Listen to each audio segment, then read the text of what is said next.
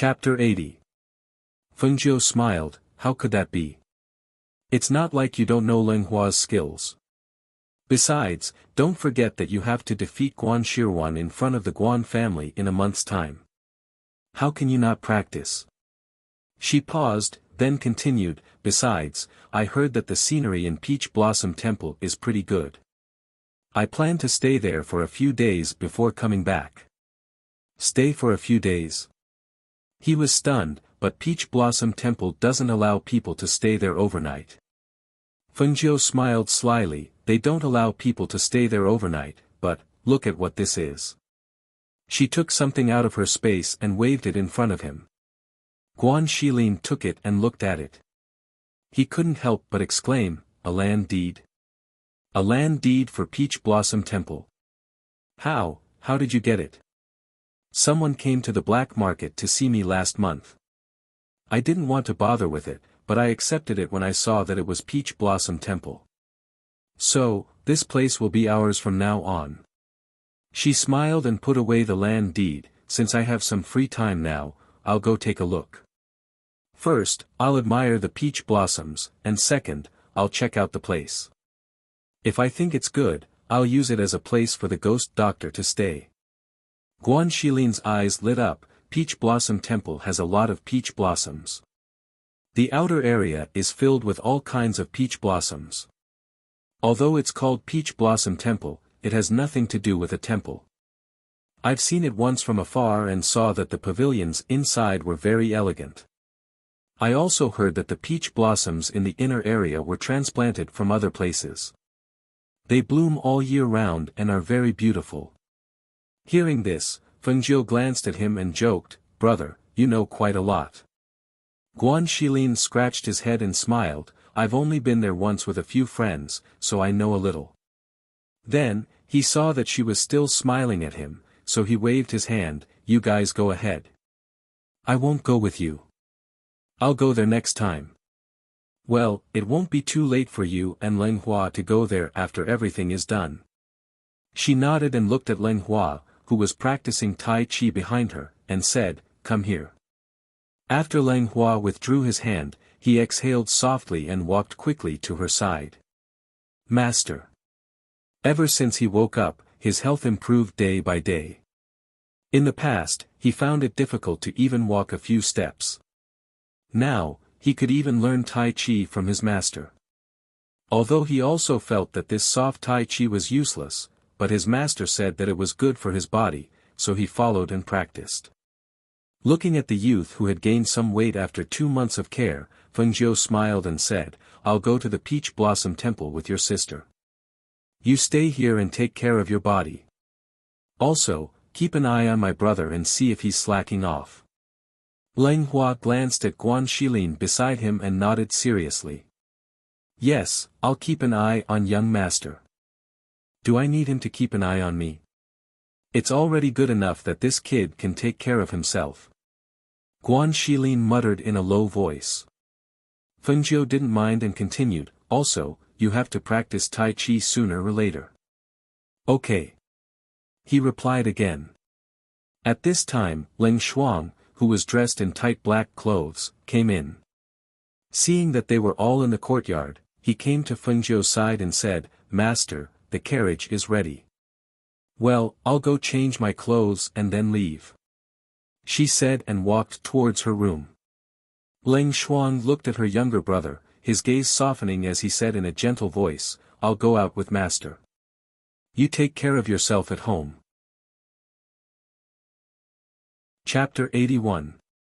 Hearing this, Guan Shilin also nodded and said, yes, you're right. You must take good care of her, especially don't let those perverts get close to Xiaojiu. The more he thought about it, the more worried he became. Actually, I should go with her. Unfortunately, Xiaojiu didn't let him go, and he had to stay at home to practice. Ling Shuang saw his worried look and said, young master, don't worry. I'll take care of her. Then, he said a few more words to Ling Hua, then went to the door to wait for Fengjiu to come out. Not long after, Fengjiu, who had changed into a red dress, stepped out with Ling Shuang. After getting into the carriage, she said to the two people who saw her to the door, "We're leaving. You can go back. Be careful on the road." Guan Shilin said. In fact, it was only about 4 hours by carriage from here to Peach Blossom Temple, but he acted as if they were going very far, repeatedly reminding them like an old mother. Fengjiu lowered the curtain of the carriage, and Ling Shuang, who was sitting outside, asked the coachman to drive away to Peach Blossom Temple. At the same time, Feng Manor, 1U Courtyard. "Gu, are you done? Yishuan has been waiting for you outside for most of the day." General Feng, who was dressed in black and had a tall and sturdy body, was pacing back and forth outside, looking at the closed door from time to time. When he saw the door open and his precious daughter come out, he hurried over. "What do you want me to say to you? Since Ruoyan left, you haven't even added a maid to stay by your side. How can you do everything by yourself? You're my daughter, Feng Xiao. You don't have to do anything. There will be servants to take care of you properly. Listen to me. Later, find a maid to stay by your side. If it doesn't work, I'll get one from the Feng guards for you." Feng Qingga's eyes were filled with smiles as a trace of coquettishness appeared on her beautiful face as she reached out to hold his hand. "Father, you don't have to worry about it. This is a small matter. I can do it myself. Besides, I am the daughter of General Weiwu. If I let others take care of me for everything, won't others say that I am too weak?" When Feng Xiao heard this, his thick, sword-like eyebrows immediately stood up. He glared at them and said, "Who dares to say it? If anyone dares to say anything, I'll teach them a lesson." He paused for a moment before continuing, "Daughters are meant to be pampered. What's more, I only have you as my precious daughter. If I don't dote on you, who will I dote on? All right, all right. Let's talk about this later. All right, let's go to the front hall. Don't let Brother Murong wait for too long." She pulled him towards the front hall. "You also know that you've made him wait for a long time. Then I'll hurry back and find another maid.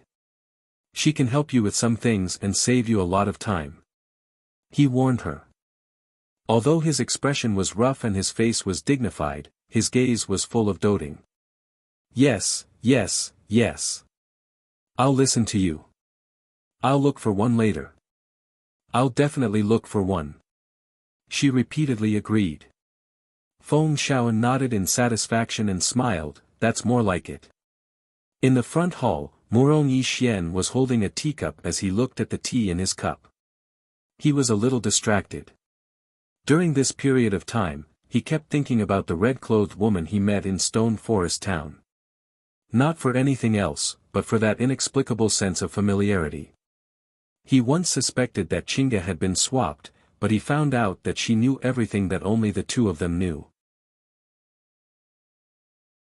Chapter 82. Just as he was thinking about it, he heard laughter coming from outside. He looked up and saw her holding Feng Zhao's arm as they walked in. The intimacy between father and daughter was natural. That expression and intimacy couldn't be faked. Moreover, if it really was a fake, how could Feng Xiao, as her father and her closest relative, not be able to detect it? In fact, he didn't know that for Feng Xiao, Feng Qingga was his daughter, his closest relative. Even if he suspected anyone, he wouldn't suspect his own daughter. Even if he noticed that something was different from before, he wouldn't think that his daughter had been replaced because such a thing was too inconceivable. Moreover, his daughter was good no matter how he looked at her. No matter what she did or what she became, in his heart, she was still his daughter and shouldn't be suspected. "Brother Murong." Feng Qingga let go of Feng Zhao's hand and trotted to his side. She looked at him with joy and adoration. "You've been waiting for a long time, haven't you?" Putting away the distracting thoughts in his heart, he put down the teacup in his hand and stood up, revealing a gentle smile. "No, I haven't been here for long." He looked at Feng Xiao who walked in, bowed and called out, "Uncle Xiao." In the Feng family, he wasn't the third prince, but the future son-in-law of the Feng family. He was Murong Yishuan whom they had watched grow up. Therefore, he bowed as a junior. "Ha, Yixuan. It's rare that you have time to take this girl out. With you accompanying her, I'm relieved." Feng Xiao laughed loudly and said, "Peach Blossom Temple is a 2-hour journey from here. This girl has been here for so long, it's getting late. You should set off quickly. Don't go there, it's already noon." "Dad, you really don't want to go with us? Anyway, you have nothing to do at home, why don't we go together? I can accompany you to enjoy the peach blossoms and the scenery of Peach Blossom Temple." She hugged Feng Zhao's arm and swung it gently, her tone was coquettish. Hearing this, Feng Xiao laughed loudly, "Ha, no, with Yixuan accompanying you, I'll be in the way. You two go and have fun, there's no hurry to come back." He looked at Murong Yixuan and said, "Yixuan, please take care of this girl." The more he looked at his future son-in-law, the more satisfied he was. The two of them had known each other since childhood and were in love with each other. Now, they were just waiting for an auspicious day to hold the wedding. "Uncle Xiao, don't worry. I will take good care of Qingge." He looked at the bashful Feng Qingge and a smile appeared on his face, concealing the strange feeling in his heart. Feng Xiao sent the two into the carriage. Only after watching the carriage leave did he enter the Feng Manor. On the other side, at the Peach Blossom Temple, Fengjiu followed the path to the inner area of the Peach Blossom Temple. The more he looked at the scenery, the more satisfied he was. Such a place was undoubtedly the best place to live. Not only was it suitable for cultivation, but it was also suitable for mental cultivation. The Peach Blossom Nunnery was located in a forest south of Yunhua City. The entire forest was filled with peach blossoms of all colors, and there was no end in sight. The Peach Blossom Nunnery was located in the depths of the Peach Blossom Forest. It was a place as beautiful as a fairyland, but outsiders were not allowed to set foot in it. Even so, when the peach blossoms bloomed in March every year, it still attracted many tourists to Peach Mountain to admire the flowers. They also wanted to see the Peach Blossom Nunnery in the depths of the Peach Blossom Forest. Now, the Peach Blossom Nunnery had fallen into her hands. Chapter 83. Yes. Without any questions or doubts, Ling Shuang respectfully replied before returning to pass the message to the Black Guards. Once the Black Guards received the order, they immediately carried it out. This was Elder Yan's order. They were to unconditionally obey that person's arrangements without the slightest bit of disrespect. Once the order to seal the mountain had been issued, the tourists who had come to admire the flowers on the mountain were naturally chased away. After all, the Peach Blossom Nunnery was a private property. If the owner was willing to let them enter the Peach Blossom Forest to admire the flowers, they could only leave. Because it was still early and there weren't many people in the Peach Blossom Forest, it took less than an hour for the tourists to be chased out of the Peach Blossom Nunnery's territory. At this moment, Fengjiu arrived at a courtyard in the Peach Blossom Nunnery and saw an old man in gray sweeping the courtyard. She stopped and asked, "The servants have all left. Why are you still here?" The old man in gray held the broom and turned around. He looked at the red figure standing under the peach blossom tree in the courtyard with his hands behind his back and said, "I've been sweeping here for more than 10 years. I can't bear to leave." Hearing this, Fengjiu smiled. Her gaze fell upon the old man in gray and an unreadable light flashed through her eyes. "Since you can't bear to leave, then you can continue to stay."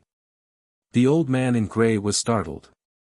He glanced at her and continued to sweep the ground, not saying anything else. Fengjiu didn't seem to care and turned to leave. After she left, the old man in gray stopped sweeping and glanced in the direction she had left. He then turned away and continued to sweep the ground. When Murong Yixuan accompanied Feng Qingge to the Peach Blossom Nunnery, he found out that the new owner of the Peach Blossom Nunnery had ordered the mountain to be sealed for 3 days. When he saw this, he looked at Feng Qingge and said, "We've come at the wrong time. The mountain will be sealed for 3 days. We can only come back 3 days later." Because the mountain was sealed, she was a little unhappy. Will you still come back with me 3 days later? What if you say you're busy? Hearing this, he smiled and said gently, I won't. Since I've promised you, I'll definitely do it. That won't do. Since we're already here, even if we can't enter the mountain, we can still walk around, okay? As she spoke, she hugged his arm and said, Big brother Murong, just walk with me. Very well. He nodded his head and agreed.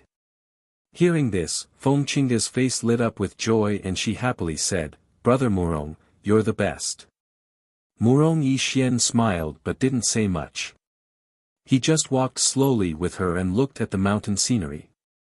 Perhaps it was because she sensed his coldness, Feng Qingge's heart was a little worried.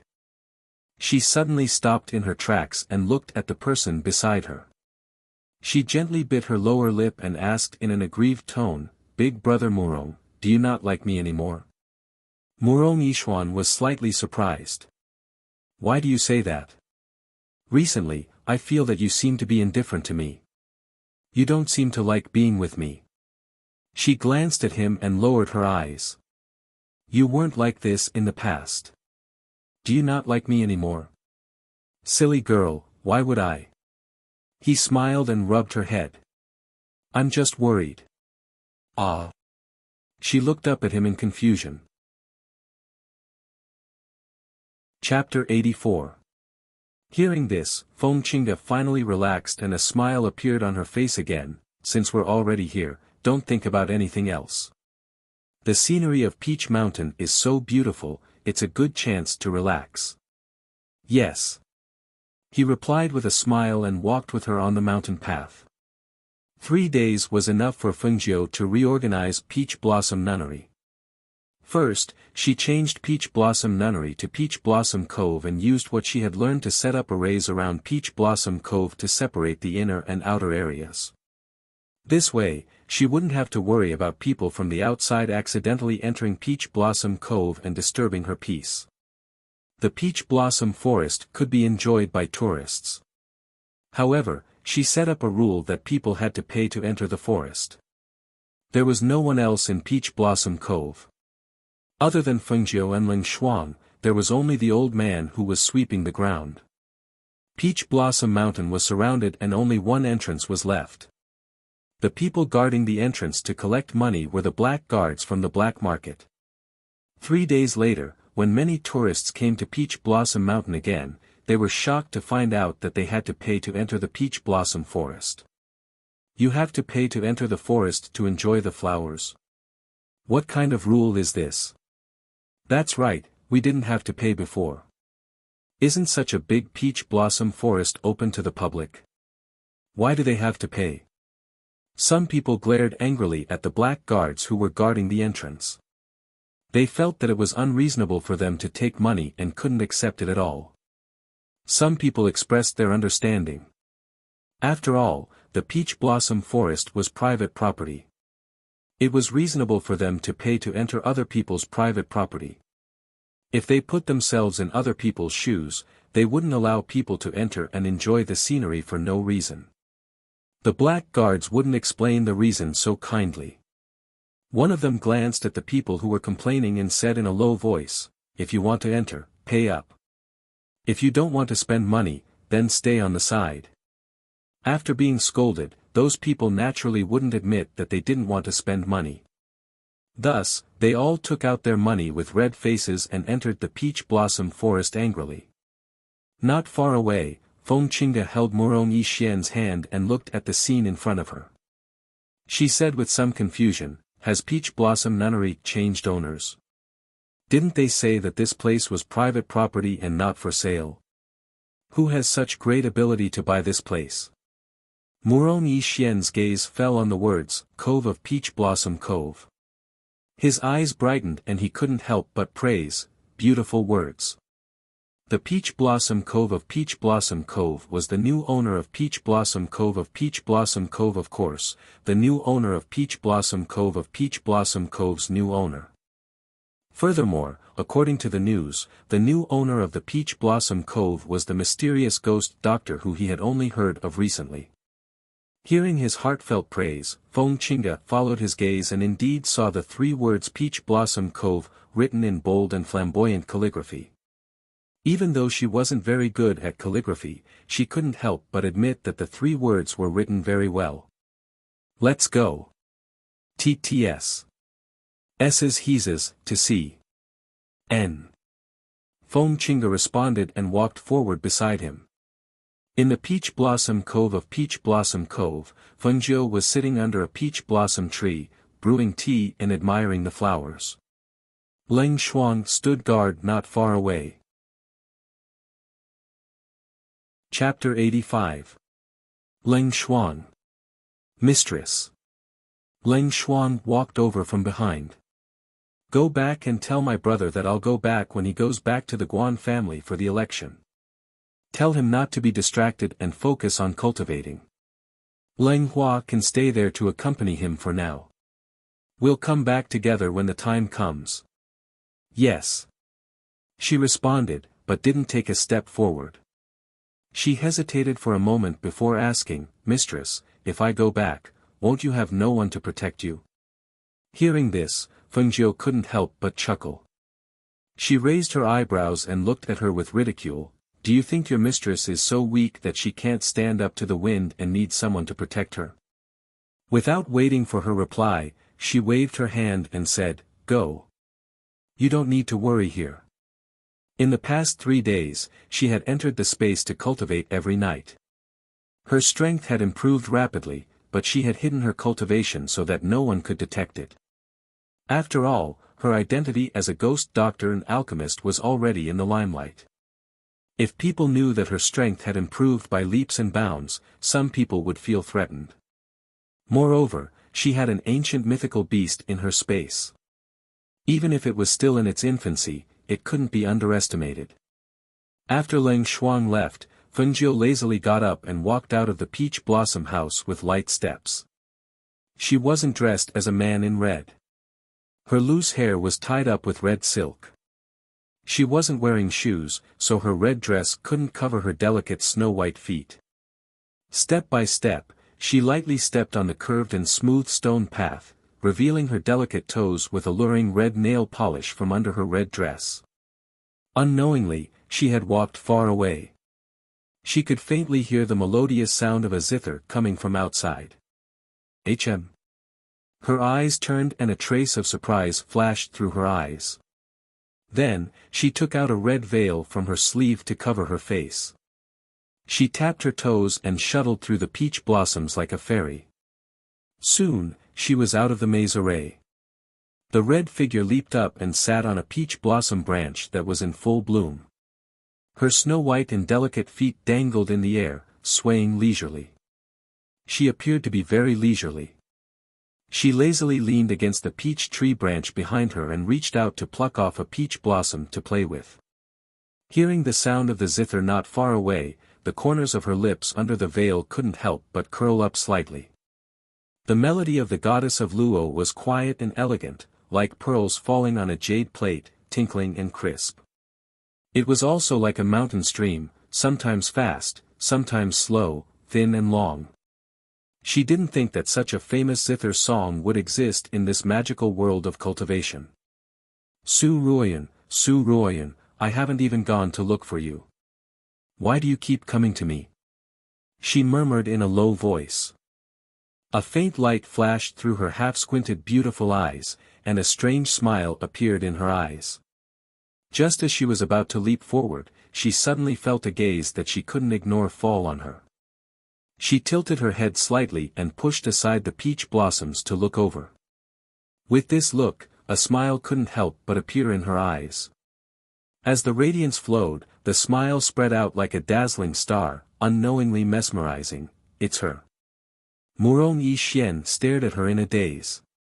His eyes were filled with surprise and nervousness that even he himself didn't notice.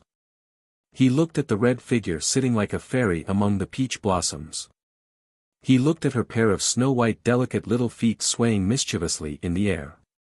He looked at her head that popped out from behind the peach blossoms and the moving smile in her eyes that seemed to be able to speak. Chapter 86.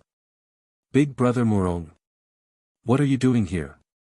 Hearing the voice behind him, he came back to his senses and instinctively turned his head to look in the direction of the voice. Chingu. Why are you here? As soon as his voice fell, he seemed to remember something and turned his head to look at the peach blossom tree. That fairy-like woman had already disappeared, as if what happened before was just an illusion. Looking at the petals being swayed by the breeze and sprinkling down a mesmerizing rain of flowers, there was a faint and indescribable sense of loss in his heart. That you still have the nerve to say that. I originally wanted to play the zither for you, who knew that you would run here to admire the flowers. She followed his gaze and looked over, only to see the petals falling with the wind and sprinkling all over the ground. The red and white peach blossoms here are very mesmerizing. I couldn't help but become infatuated.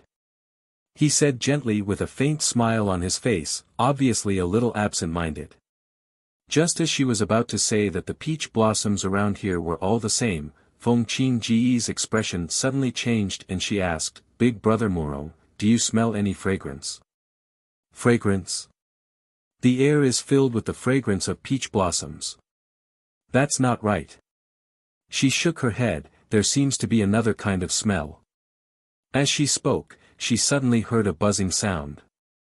Looking towards the source of the sound, she saw a large swarm of black bees not far away heading towards them. Her expression immediately changed and she couldn't help but cry out in alarm. Bees! When Murong Yixian saw the large swarm of bees, his expression also changed slightly. Soon after, he pulled her hand and ran.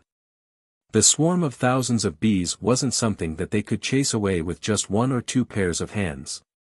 However, even if there were bees gathering nectar here, there shouldn't be so many bees swarming towards them all of a sudden. Ah! Feng Qinggu cried out in pain. She only felt her hand being stung and immediately after, 10 bees fell on her body, scaring her so much that she fiercely slapped herself. Go away! Quickly go away! Seeing that the bees surrounding them only stung her, Murong Yixian was stunned for a moment. He hurriedly took off his outer robe and threw it towards her, but before he could touch her, he heard her cry out in alarm. She fiercely slapped herself and jumped back a few steps to avoid the bees that were chasing after them. Big brother Murong! Big brother Murong, so many bees stung me, ah! She shouted as she ran, and the bees followed closely behind her. Especially when she passed through a place with more tourists in front of her, the tourists were so shocked that they covered their heads and squatted down to scream, only to find that the bees were only chasing after Feng Qingge. Did she touch something? Why did it attract so many bees? When she came here earlier, there was a fragrance on her body. Maybe she put on too much powder. After being stung by so many bees, his face is probably swollen like a pig's head. The surrounding wanderers, regardless of whether they were men or women, all looked on with folded arms as Feng Qingge ran all over the peach forest. Some of the women even looked at her with gloating eyes. Everyone watched as the swarm of bees chased after her relentlessly. Some of the faster ones even stung her face, causing her to scream. When they thought of the pain on their bodies couldn't help but tense up. Ah! Murong Gij! Murong Gij, save me!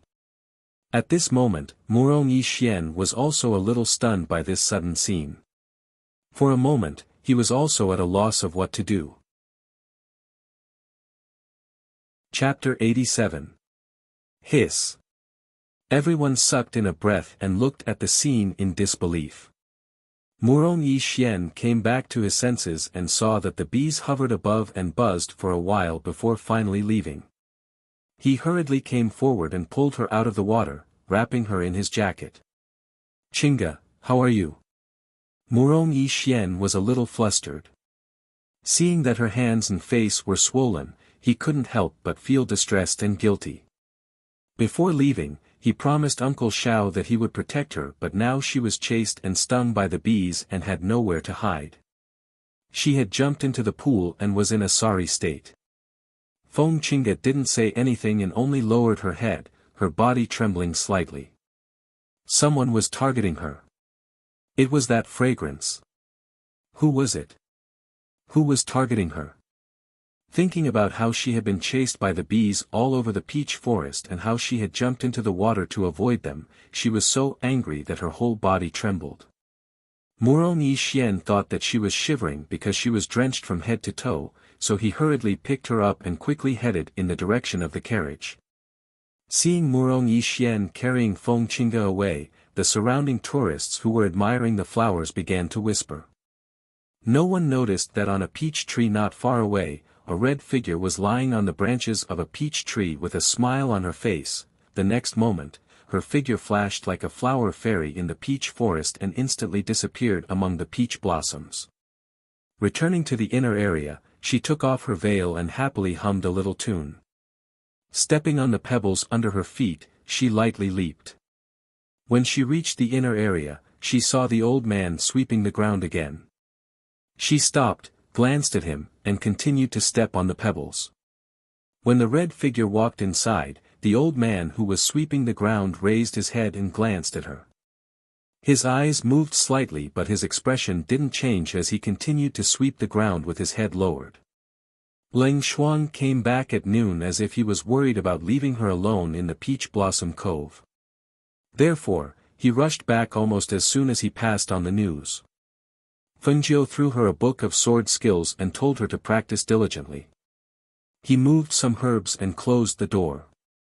Sometimes, he would close the door for an entire day and didn't even come out to eat. The days in the Peach Blossom Cove passed peacefully and comfortably. Fengjiu was sometimes fiddling with medicinal herbs and sometimes cultivating. His days were busy but fulfilling. No one knew that her cultivation had reached the mid-stage of the Black Realm in less than a month after she arrived at the Peach Blossom Dock. Others had spent 10 years or even longer to reach this realm, but she had only used less than a month to raise her cultivation level by a few levels. At this moment, she didn't know that in the courtyard where Guan Xilin and Leng Hua were staying, a massacre had broken the peace that had been maintained. Who are you people? Why did you barge into my compound? Guan Xilin, who was only wearing a white undershirt, held a sword in his hand and stared straight at the men in black who had forced their way into the courtyard. The barrier in the courtyard was broken by these people, and because of this, they woke up the people who were sleeping soundly. Leng Hua hurriedly put on his clothes and came out.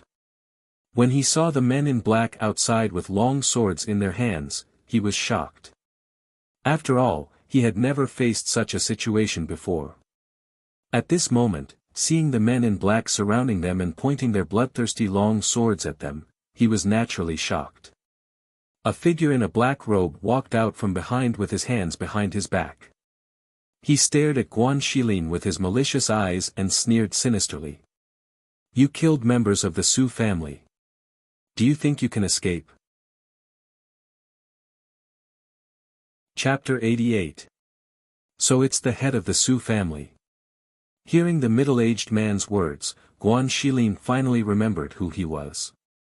Like the Guan family, the Su family could only be considered a mid-tier family in Yunhua City. However, the Su family and the Guan family did not have much interaction, and he had never seen the head of the Su family before. However, the only Su family in Yunhua City that could be ranked was the Su family. The head of the Su family said that she killed your people. Could it be that there's some misunderstanding? Even though he said that, his heart was racing fast. He guessed that this matter must have something to do with Xiaojiu, but he could not admit to it now. As for the grey-robed elder, he was even more puzzled. He had never seen that person before, but he was able to break Xiaojiu's array. He should not be a simple person. Thinking of this, he approached Leng Hua behind him and said in a low voice, "Find a chance to escape. Don't let them catch you." Although Leng Hua was a little flustered, he calmed down.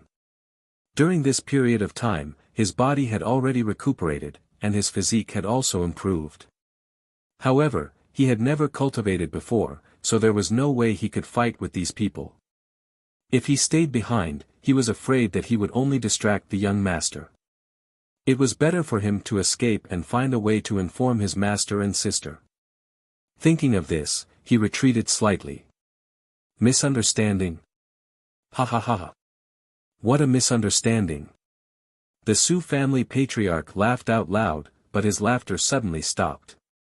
He stared at him with a gloomy and bloodthirsty gaze. My son, my second brother, and two of my Su family's elders all died in the hands of that stinky girl. Do you think that a misunderstanding can be resolved? You're too naive. Indeed. Guan Xilin's heart skipped a beat. It was indeed Xiao Jiu who killed the Su family. However, when did this happen? Why didn't he know? Where's that brat? Hurry up and tell her to come out and die. Master Su shouted in a deep voice. He glanced around and saw that there was only one other person in the courtyard besides Guan Xilin and a young man with no cultivation. Su family head, we have an agreement. Once you catch her, don't kill her. This old man still wants to ask where she learned her array formation from. The gray-robed old man's voice was deep, as if he was targeting Fengjiu's array formation. I will definitely fulfill my promise to you. Right now, it's more important to find out where that damned girl is. With that, he gestured, capture them. Run. Guan Xilin shouted and pushed Leng Hua back, while he blocked the attack for him. Clang. Swish. The sound of swords clashing against each other rang out clearly in the night, and a sharp aura flashed past. Guan Xilin blocked the attacks of the black-robed men with his sword, trying to buy Leng Hua more time to escape. However, he wasn't Fengjiu after all. Although his battle strength had increased, he was obviously not a match for the people that the head of the Su family had carefully selected. Moreover, he was fighting against 10 people at the same time. In a short while, his white inner robe was stained with blood. However, it was still difficult for the black-robed men to take him down without killing him. Hence, the head of the Su family, who had been watching for a while, shouted in a deep voice. You're all trash. He flew out, his palm containing a strong dark force aura. Bang! Pft! Chapter 89. At this moment, a black-clothed guard quickly walked to his side. Master, we've searched inside and out, but we didn't find anyone else. Only that young man escaped to the back, but 2 of our brothers have already gone after him. At the same time, Leng Hua, who had escaped from the back door, was blocked by 2 black-clothed guards.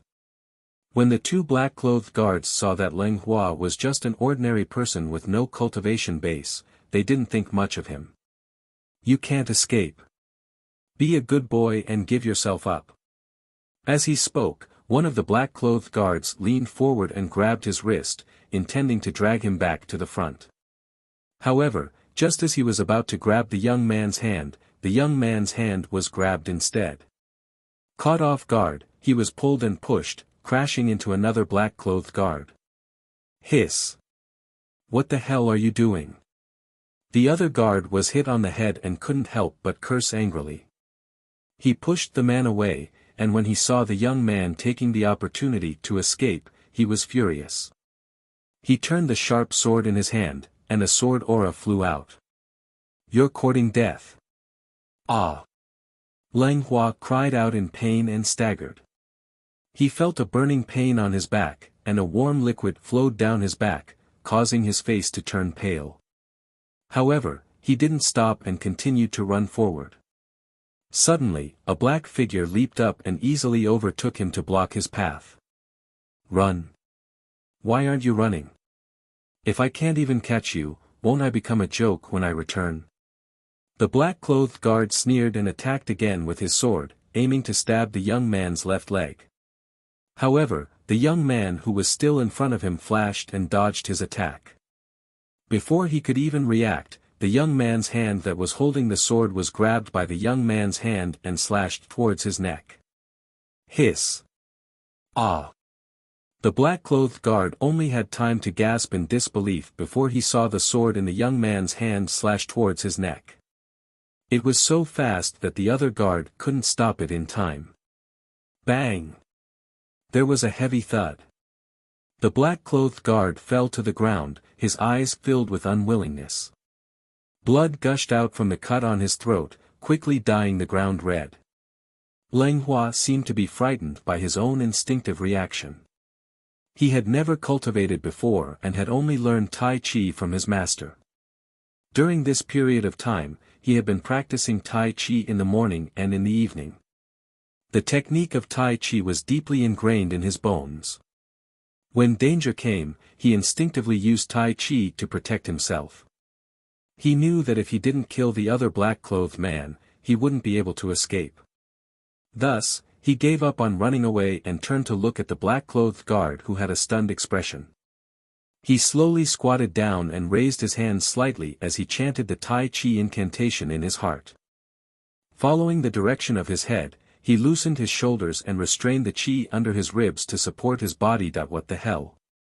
When the black-clothed guard saw that his companion had been killed, the brat actually stopped running away and even began to use soft fist techniques. He immediately raised his sword and attacked. As for the front, speak. Where did that damned girl hide? He stomped on Guan Shilin's chest, causing blood to flow from his mouth again. He grunted and didn't speak, only glaring angrily at the guard. Take him back. I don't believe that I can't pry open his mouth. Chapter 90. At this moment, a guard in black hurriedly ran over. Family head, 2 of our brothers have been killed. That young man escaped. What? He was killed by someone without any cultivation. His voice was slightly raised and filled with anger as he strode towards the back door. As expected, he saw the 2 guards lying motionless on the ground. One had his neck slit, while the other had his chest pierced by a sword. Seeing this, his face darkened as he clenched his fists. Very good. I didn't think that a kid with no cultivation would have the ability to kill my men. The old man who followed behind stroked his beard thoughtfully. He clearly had no cultivation, but he could kill people with cultivation. Furthermore, there was even an array master here. It seemed like that girl had secrets on her. Thinking of this, a ray of light flashed across his narrowed eyes. What's the relationship between the captured man and the girl? The old man asked family head Su. Hearing this, family head Su turned around and said, that man was a disciple of the Guan family in Yunhua City. However, I heard that he died in Jiufu Forest a while ago. I'm guessing that the girl saved him. The 2 of them had a good relationship and seemed to call each other brother and sister. So if she knew that the man was captured, she would definitely appear. Yes. Patriarch Su nodded his head. Only then did his expression soften. It's good that the young man has escaped. If he escapes, he will find that woman and tell her that he has been captured. I don't believe that she won't come when Guan Shilin is in my hands. The old man frowned and asked in a low voice, if the Guan family knew that he was in your hands, would they do anything? Ha, why would they? This Guan Shilin was abandoned by the Guan family. His fiancée was even taken away by his cousin. Why would someone abandoned by the family care about his life? That's good. Before that girl is lured out, he can't die or cause any trouble, the old man said in a low voice. Hearing this, family head Su's heart skipped a beat. He looked at the old man suspiciously. Senior, you're already an array master. Why would you be interested in a little girl's array? The old man glanced at him and his face darkened. Patriarch Su shouldn't be curious about this old man's affairs. You should know that the more people know, the faster they will die. Family head Su didn't dare to ask any more questions. After all, the old man's status wasn't someone he could offend. On the other side Ling Hua, who had escaped, hid in an alley and gasped for breath. His body was covered in blood, some of it was his, and some of it was the guard he had killed. This was the first time he had killed someone. Previously, the situation was critical and he did not think much about it. However, at this moment, his body was trembling slightly with lingering fear. He was unable to calm down.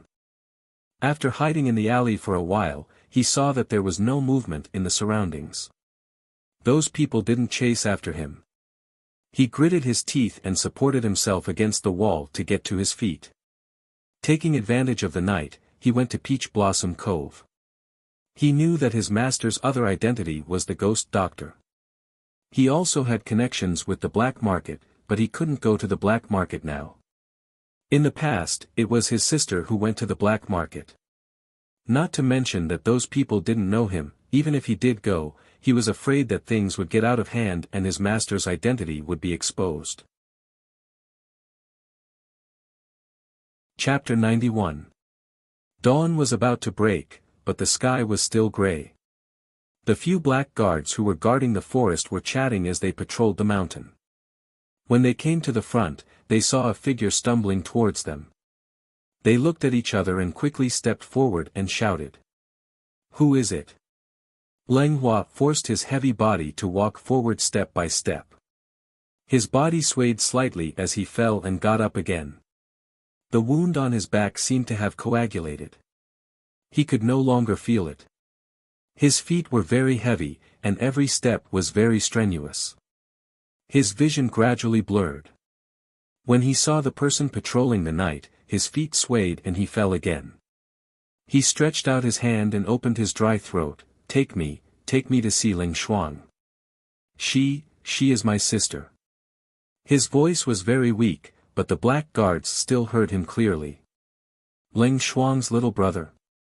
A trace of surprise flashed through their eyes.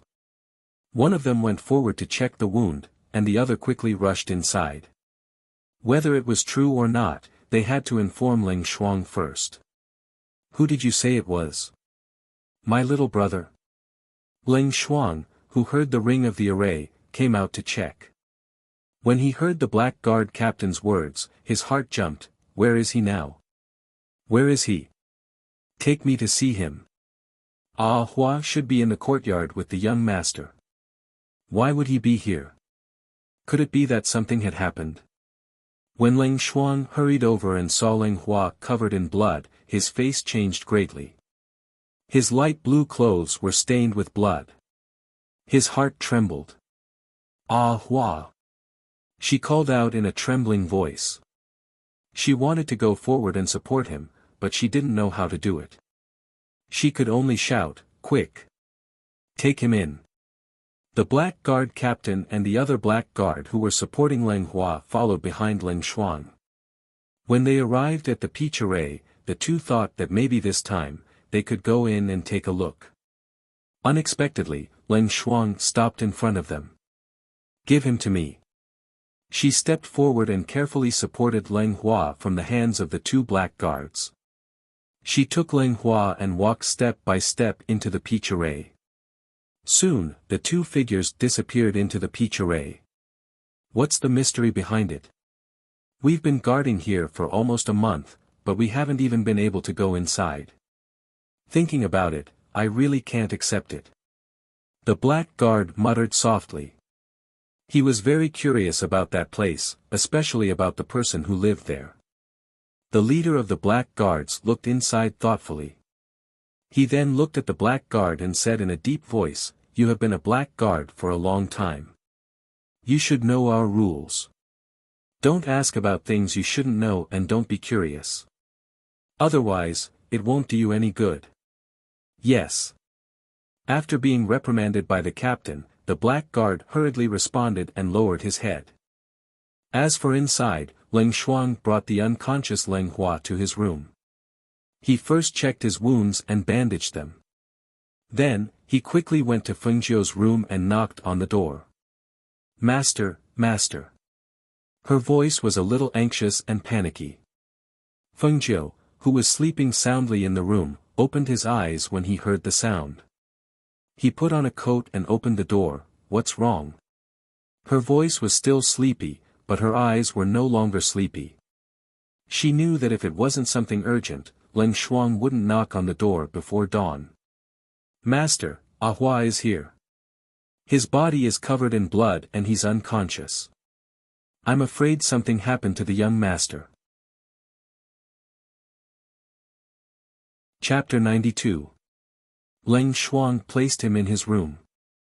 As soon as they entered, Fengjiu smelled the thick scent of blood in the air. She came to the bedside and saw that Leng Hua's upper garment had been taken off.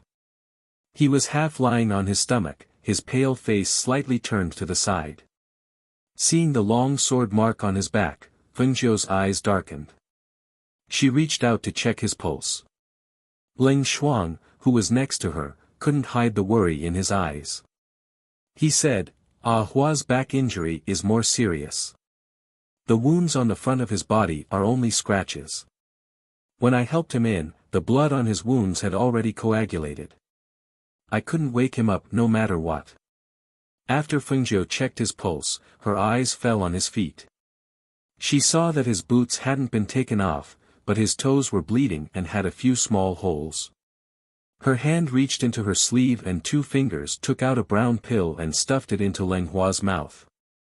She then handed a bottle of medicine to Leng Shuang. She said, "Take off his boots and clean the wounds on his feet." "Yes." Leng Shuang hurriedly took the medicine she handed over. She carefully took off Leng Hua's boots. When she saw the scraped skin and bleeding feet, she felt her eyes heat up. She couldn't stop the tears from falling. Seeing this, Fengjiu slowly said, "The wounds on his back are not shallow. Fortunately, his blood has coagulated. Otherwise, the blood would have dried up in 8 hours. As for the wounds on his feet, they are only superficial wounds. After applying medicine, they will be fine in 2 days. There won't be any danger." She was more worried about her cheap brother. Leng Hua was unconscious. She didn't know what had happened. After hearing her words, Leng Shuang's worried heart finally relaxed. When she finished bandaging her brother's wounds, she found that her master was no longer in the room. She got up and walked out. Seeing her standing in the courtyard, she asked, "Master, do you want me to go back and ask around?" Fengjiu shook his head. "No need. Let's wait for Leng Hua to wake up. No one knows better than him what happened last night. Master, don't worry. Young master will be fine." "Okay." She nodded and said, "Let me know when Leng Hua wakes up." Then she walked back into the room. After entering the room, she flashed into the space. With a flip of her hand, a pill appeared in her palm. This was a pill that could help her increase her Xian Qi cultivation. However, this was her first time developing it, so she didn't know how strong this pill would be. Would there be other reactions? As a result, she had never consumed it even though it had been developed. The little fire phoenix in the space saw her staring at the pill in her hand, not knowing what she was thinking. She walked up to her with her short legs and asked in a soft and curious voice, "What's wrong?" "I want to reach the peak of the Black Realm as a martial master," she said in a low voice as she held the pill in her hand. Little Fire Phoenix's eyes widened when he heard this. "You're crazy. You're only at the 3rd level of the middle stage of the Black Realm as a martial master. The higher your cultivation, the more you can advance. If you want to reach the peak of the Black Realm, it will take you at least half a year even with this spiritual house of space. If you have an accident now, your cultivation will be destroyed. If it's serious, you won't even be able to keep your life." Seeing that she didn't respond at all and was staring at the pill in her hand, he hurriedly said, "There's more. Profound energy and martial skills are indispensable. If you keep raising your profound energy, if you can't comprehend the essence of your martial skills, it's useless even if you have profound energy cultivation. Do you know that? Guan Shilin is in danger." Chapter 93. Even so, you can't gamble with your life. The little fire phoenix glared at her, his chubby cheeks puffed up in anger. "If something happens to you during your breakthrough, who's going to save him? Even though I can defeat a peak martial master with my current level of cultivation, I'm worried that if the opponent is stronger than me, it'll be an irreversible situation."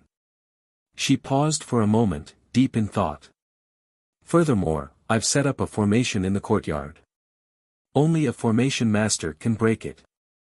So even if Lang Hua hasn't woken up and told me everything, I know that this isn't a simple matter. The enemy I'm about to face is very powerful. Alright. You don't have to take that medicine. If you really can't handle it, I'll help you at most. Feng Jiu's gaze fell on the little boy. He didn't hide his suspicions. Little guy, even though you're the ancient fire phoenix, you're still a child. Furthermore, you look like a 3-year-old human child. If even I can't handle it, what can you do? Alright. She just felt that this chubby little boy with short arms and legs didn't have much fighting power. After all, he wasn't an adult yet, was he? If she really met a strong opponent that even she couldn't handle, she didn't believe that he would be able to help her. However, the little fire phoenix wasn't happy when he heard this. He crossed his arms in front of his chest and sat down on the ground. He glared at her angrily. Don't look down on me. I'm not as useless as a 3-year-old human child. I'm very strong. He emphasized again, even though Feng Jiu didn't take his words seriously. Master, Hua's awake. Leng Shuang's voice came from outside. Feng Jiu looked at the pill in his hand. He thought for a moment, then put it away. He said, be good and stay here to cultivate. Then, he flashed out of the space. When he opened the door, he saw Ling Shuang's face full of joy. Master, Hua's awake. Okay. She nodded and walked towards Ling Shuang's room. When she entered the room, she saw that Ling Hua had already opened his eyes. When he saw her, he wanted to get up, but she stopped him. You're injured. Just lie down. Master, young master has been captured. His voice was still very weak, but it was much better than before. Do you know who those people are? She thought to herself. It would be fine if they were only captured, as long as they weren't killed. That middle-aged man said that he's from the Su family. He said that master killed his son, second brother, and 2 elders. He wants to settle the score with master. Upon hearing this, Ling Shuang was slightly surprised. Master killed someone? How could this be? Master's strength could only be considered as an embroidered pillow at best. How could he possibly kill an elder of the clan? When Feng Jiu heard this, his eyes flashed. He suddenly understood. So it was the Su family.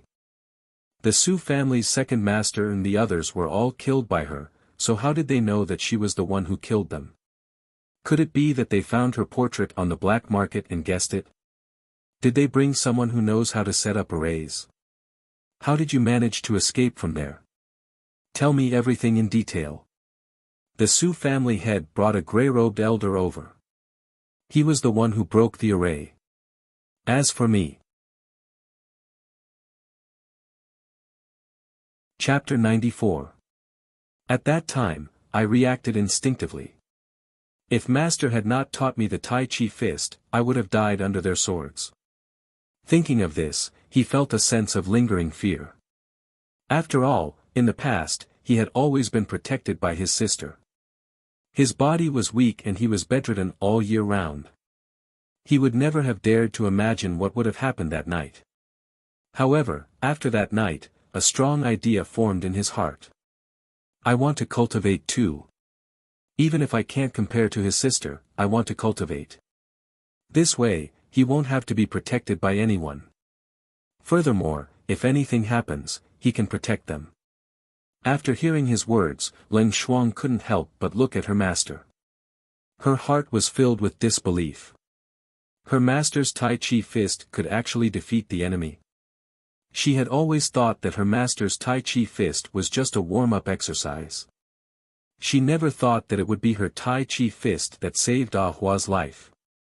After hearing his words, she nodded and said, focus on recuperating. Don't think about anything else. She then turned and walked out. Ling Shuang followed her out. Seeing her standing in the courtyard, she asked, Master, what should we do next? I'm going back for a while. You take care of things here. Master, you want to save the young master alone? She was startled. She then asked worriedly, even the young master is no match for those people. If you go, won't you walk right into their trap? She didn't say those words out loud. From her point of view, even if her master's Tai Chi fist was very skillful, she would never be a match for the clan head. Furthermore, she was only one person while the other party was an entire clan. Not to mention the disparity in their strength, the difference in their numbers was too great. How could she send her to her death? That's not something you should worry about. Just do what I've asked you to do. She turned and returned to her room. She changed into men's clothes and put on the devil's snare flower golden mask. Her entire aura seemed to have changed. It was a sharp and languid aura. It was as dangerous and mysterious as the king of the night. The aura that she had been holding back and hiding was released at this moment. It was impossible to ignore. She left the courtyard and rushed out of the forest. Her profound energy surged and her footsteps changed strangely. She was as fast as a ghost and disappeared without a trace. In the Su family dungeon. Whoosh! Pa! Yes. The whipping sounds were accompanied by whooshing sounds, as the whips were accompanied by muffled groans. The thick stench of blood filled the dark and damp dungeon. On the wooden cross, Guan Shilin was tied up with wounds all over his body. The whip marks on his body were stacked on top of each other. Blood mixed with sweat dripped down his tattered clothes. Ever since he was captured, he had been whipped non-stop. He was so exhausted that he couldn't even scream. It was as if his entire body didn't belong to him. He was in so much pain that he couldn't feel anything. He couldn't even lift his head. However, the person wielding the whip didn't show any mercy. He cursed and lashed out at him. How dare you kill my son? How dare you kill my second brother? Who asked you to kill two of my elders? Who asked you to become enemies with my Su clan? When the guard at the side saw that Guan Shilin was on the verge of death and had fainted, he couldn't help but cautiously say, "Family head, he has fainted." Chapter 95. The guard's heart trembled when he heard this, but he still hurriedly agreed. He walked to the back and took the red-hot soldering iron, carefully handing it to the family head. "I'd like to see how hard your bones are," Family head Su said in a low voice. The soldering iron in his hand was about to brand Guan Shilin's body. The red-hot soldering iron was still giving off steam, and even the guard at the side did not dare to look at it. "Stop!" A voice filled with pressure rang out, causing the Su family head who was about to place the branding iron to stop. He frowned slightly and looked at the person who had come. The grey-robed old man walked in and smelled the stench of blood in the dungeon as well as the unconscious Guan Shilin. He frowned and his face darkened as he stared at the Su family head with an unhappy expression. "This person is still useful. If you kill him, who else am I going to look for if that girl doesn't come?" Hearing this, family head Su did not say anything. He only handed the soldering iron to the guard at the side. "Senior, don't worry. That brat will definitely come. Even if she didn't come, he would flip the entire Yunhua city upside down to find her." Night fell, but the Su residence was still as bright as day.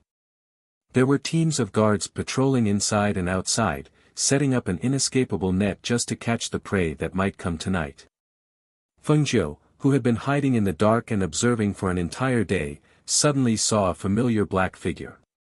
She frowned and her red figure flashed, flying towards that figure.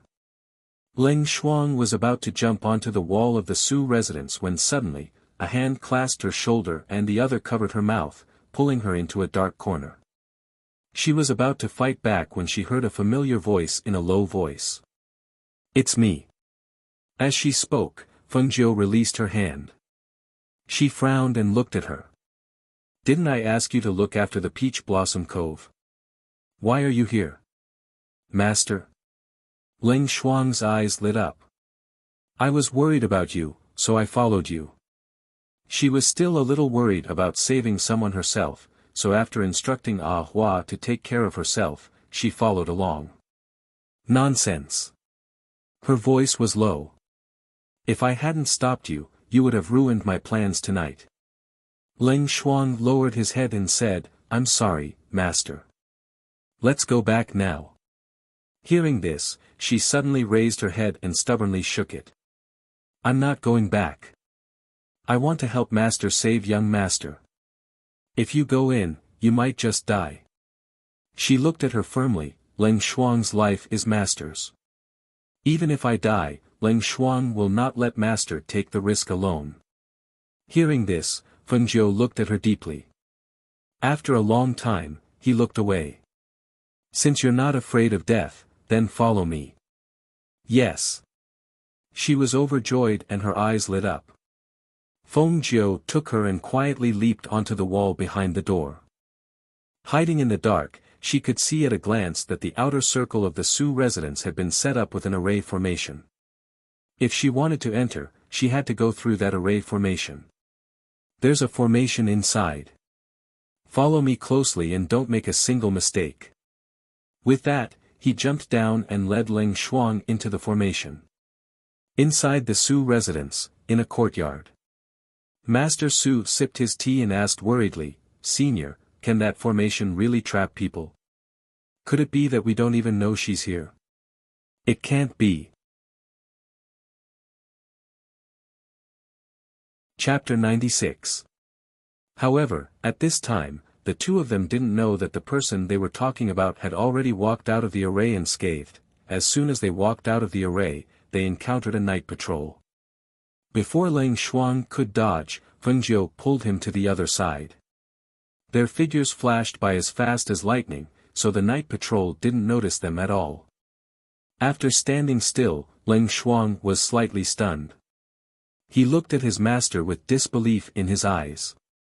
Even if he practiced for another 10 years, he still wouldn't be able to match that kind of movement. Let's go. Feng Jiu whispered and led him to the other side. Along the way, although they met the Su family's night patrol, the two of them avoided them and didn't disturb them. Leng Shuang finally understood the meaning of his master's words. The outer circle was an array, but the inner circle was full of night patrol. If she had come in alone, she would have been discovered long ago. Wait here.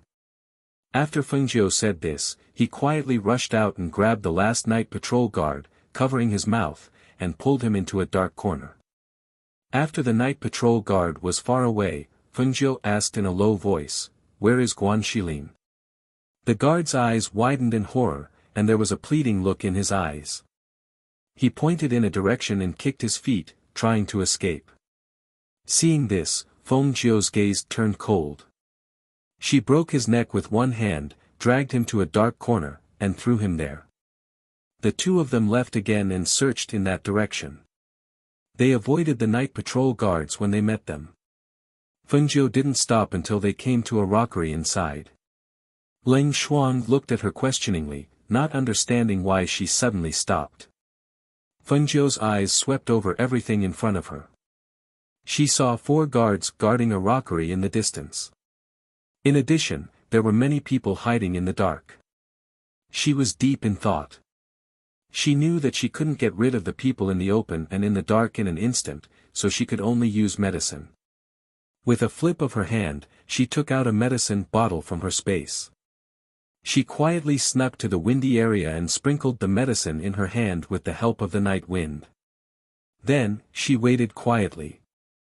Only when all the people in the dark and in the open had collapsed did she signal Leng Shuang to come out. You guard here. I'll go in and take a look. As soon as he finished speaking, he opened the stone door and walked in. As soon as she entered, a dark and damp smell hit her in the face. The thick smell of blood made her frown. Especially when she saw the badly mutilated person tied to the wooden stake, her heart tightened, and a murderous aura overflowed from her body. Brother! She called out to him in a low voice, but he was already unconscious. Seeing this, she quickly stuffed a pill into his mouth, cut the rope, untied him, and brought him out. I'll lure them away. You find a chance to bring him out first. Ling Xuan, who was supporting Guan Shilin, nodded and said worriedly, Master, be careful. Let's go. She responded and watched them go to the other side. Only then did her gaze fall on the main courtyard of the inner residence. Her eyes were filled with a cold, murderous aura, and she spoke in a low voice. I'll let you know what kind of people you can't mess with. Fire. Fire. Put out the fire. Su family head and the old man who were still talking in the courtyard heard the sound of the fire being put out outside. They immediately stood up. What's going on? A guard rushed in with a hurried expression. Family head, it's not good. There are many places in the residence on fire. The fire is very fierce, and it's going to spread here. Chapter 97. However, when they arrived outside, the Su family head almost fainted when he saw the situation. The Su family residence was large, and there were at least 100 guards. However, all of them were lying on the ground, and no one knew if they were dead or alive. Only 2 elders and 4 martial master captains were left. On top of the wall, a red figure looked down from above. Her red robes fluttered in the night wind, and the golden devil's snare mask looked mysterious and strange under the light of the flames. However, when he saw the golden devil's snare mask and the red robes, the Su family head paled. You're the ghost doctor. The ghost doctor. He was a mysterious and awe-inspiring person. No one knew if he was a man or a woman, but they knew that he always wore a flamboyant red robe and a golden mask with a blooming datura flower on it. All the big families in Yunhua City wanted to meet him, but they were rejected. The king of the country of Glorious Sun wanted to meet him, but he was also rejected. The black market forces in various countries respected him and treated him as an important guest. It was rumored that he had medical skills that could bring the dead back to life. It was rumored that a bottle of medicine from him could increase a cultivator's power instantly. It was rumored that, there were many rumors, but this person who was only a legend to them had actually come to the Su clan today. Moreover, he had appeared here in such a manner. How could he not feel a chill in his heart? She was someone that even the black market forces wanted to protect. If that force found out, the Su family would have no place in Yunhua City. However, at the same time that his heart trembled, a crazy thought also floated in his mind. Kill her. As long as she was dead, the black market forces would not know that he had touched her.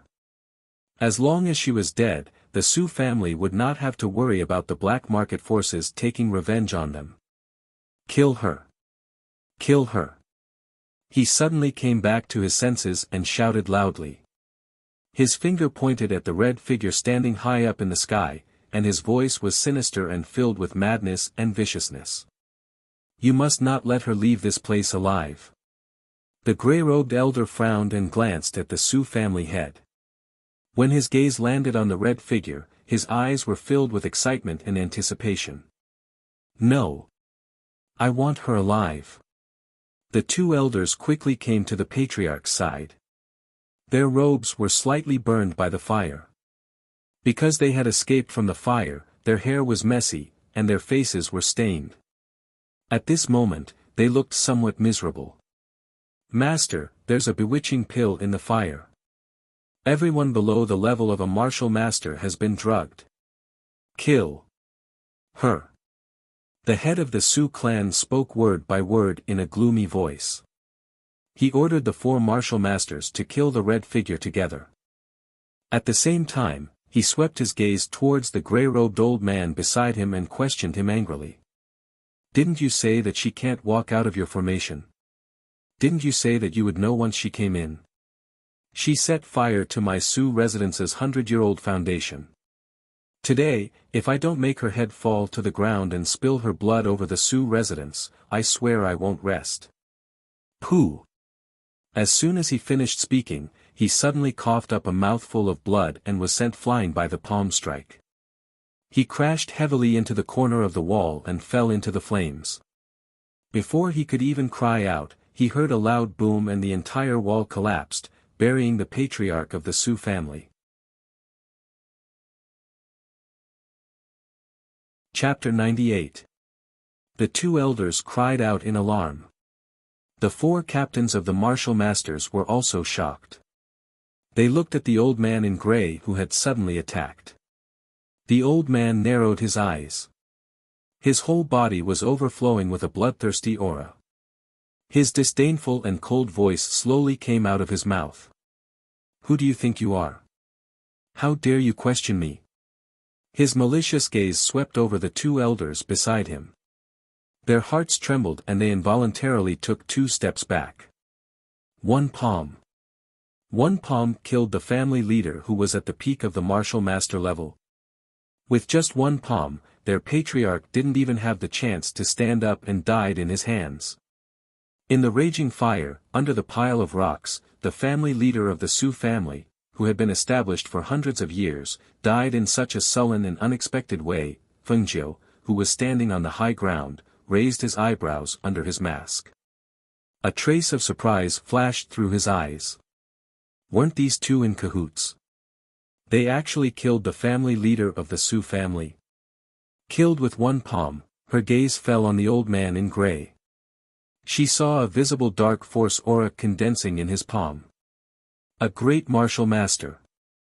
This old man in gray was a great martial master who was above the martial master level.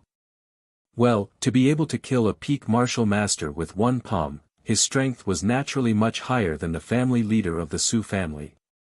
But, a great martial master, right now, she should have no problem dealing with the family leader of the Su family. But to deal with a great martial master who seemed to be above the initial stage of the Black Realm, it was obvious that she was no match for him even if there were 2 of her. Go, catch her for me. Remember, I want her alive. The gray-robed elder stood there without moving. His hands were folded in his sleeves as he quietly stood below. His eyes were filled with excitement and anticipation as he looked at the bewitching and dazzling red figure. His gaze was so strange that it made one's hair stand on end. Yes, yes.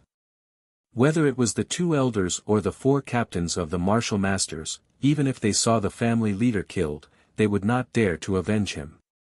They knew that the old man's strength was far above theirs. If they did not obey, they would be the next to die. Seeing the people surrounding her, her eyes flashed. She took out a dagger and held it in a reverse grip. Then, she leaped and landed on a roof not far away. Those people chased after her. They didn't have any weapons in their hands, as if they were afraid of the old man and didn't dare to use their weapons against her. However, they didn't know that this would only give her an easier chance to kill them. Where do you think you're going? An elder shouted and extended his hand to grab Fengjiu's shoulder. His surging profound energy aura, as well as the pressure of a martial master, attacked at this moment. Originally, he wanted to shock her so that he could capture her, but unexpectedly, his hand was grabbed and twisted behind his back. Her ghost-like movements, as well as her crafty and strange methods, made it impossible for him to avoid falling into her hands. Before he could dodge, a cold dagger was already pressed against his neck. When the others saw this, their hearts froze. Some were shocked, and some were in disbelief. They were well aware of the 3rd elder's power, but now, she had managed to hold him back so easily. He even fell into her hands, and his life and death were in her hands. Don't kill me. The 3rd elder was a little frightened. He couldn't believe it. In the blink of an eye, the scene that he had imagined had happened, and he was the one who was at a disadvantage. It's too late. Chapter 99. 3rd brother. 2nd elder exclaimed in a trembling voice. Seeing 3rd elder, who was as close as a brother, slit his throat, the fresh blood that gushed out pierced his heart and burned his eyes. He clenched his fists tightly and his knuckles cracked. The hatred in his heart boiled in his chest like boiling lava that was about to burst out of his chest. The patriarch was dead and he was the only one left out of the 4 elders. The Su family was also burning in flames, and without any accidents, it would eventually turn into ruins. The Su family had declined, and all of this was caused by the person in front of him. He wanted to kill her. Only by killing her could he vent his anger. Only by killing her could he pay tribute to the 134 people in the Su family. Swoosh! A cold light flashed and a long sword flashed from his sleeve. The sharp tip of the sword pointed diagonally to the ground. His gloomy and murderous gaze stared fixedly at the red figure. His entire body's profound energy aura gathered together with his murderous aura as it diffused out. He had stimulated all of his strength in order to fight to the death. The moment they saw that the 3rd elder had been killed, the 4 captains' bodies tensed up. They instinctively wanted to run away. However, just as they were about to run, several silver needles shot out and pierced the back of their necks. The 4 of them only let out a muffled groan. Their bodies stiffened and they fell powerlessly into the fire. Hiss! Ah! Blood-curdling screams rang out from the fire. The 4 of them rolled in the fire and struggled to stand up and escape.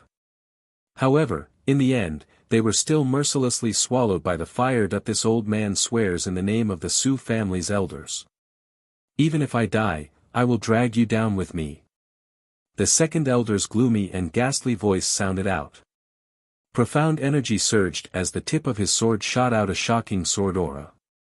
That sword aura that was visible to the naked eye was like a venomous snake that assaulted her with a force that was too late to cover her ears. Its speed was swift, the sword move was ruthless, and it carried a ruthless determination to kill her. Seeing this, Fengzhou did not dare to be careless. He poured profound energy into the dagger in his hand and their auras counteracted each other. When the blade and sword clashed, the sound of clashing metal rang out from time to time. A sharp air current also filled the air between the two, whistling loudly. Below, the grey-robed old man's gaze could not help but darken when he saw the 2nd elder's ruthless and fatal attacks. He stared at the 2 people above with displeasure. That woman was of great use to him, and he couldn't let her die just like that. However, when they saw that the woman was able to withstand so many attacks from the 2nd elder without suffering any injuries, they couldn't help but look at her with some surprise. After all, as far as he was concerned, since she had dabbled in formations and medicine, she would definitely not be able to take care of both her battle prowess and cultivation. However, he did not expect that she would bring him surprises again and again. That's right, it was an accident. He originally thought that she wouldn't be able to break the array he had set up. As long as she entered the array, she would definitely be trapped. However, she was able to calmly walk out of the array without alerting him. It was obvious that her cultivation in array formations was much higher than he had imagined. Moreover, he was even more certain that on her body, there must be some ancient books on array formations that he had never studied before. Thinking of this, his eyes suddenly brightened. Ancient records of formations. He didn't expect to encounter such a good thing in a small 9th grade country. Since he had encountered it, he definitely wouldn't let it go. Together with this woman, he wanted her as well. Chapter 100. Ah! A cry of pain was heard as the long sword in 2nd elder's hand was sent flying by a kick. The long sword streaked across the air and fell into the flames below. Because he had been kicked, the web between his thumb and forefinger felt numb, as if the bones in his wrist had been broken. He was in so much pain that he could not lift his hand and could only hang limply. Trembling slightly, he looked at the red figure in front of him with a pale face. That figure looked even more dazzling against the backdrop of the flames below. Her ink-black hair was blown by the night breeze, as if a pair of hands were gently caressing her hair in the night sky.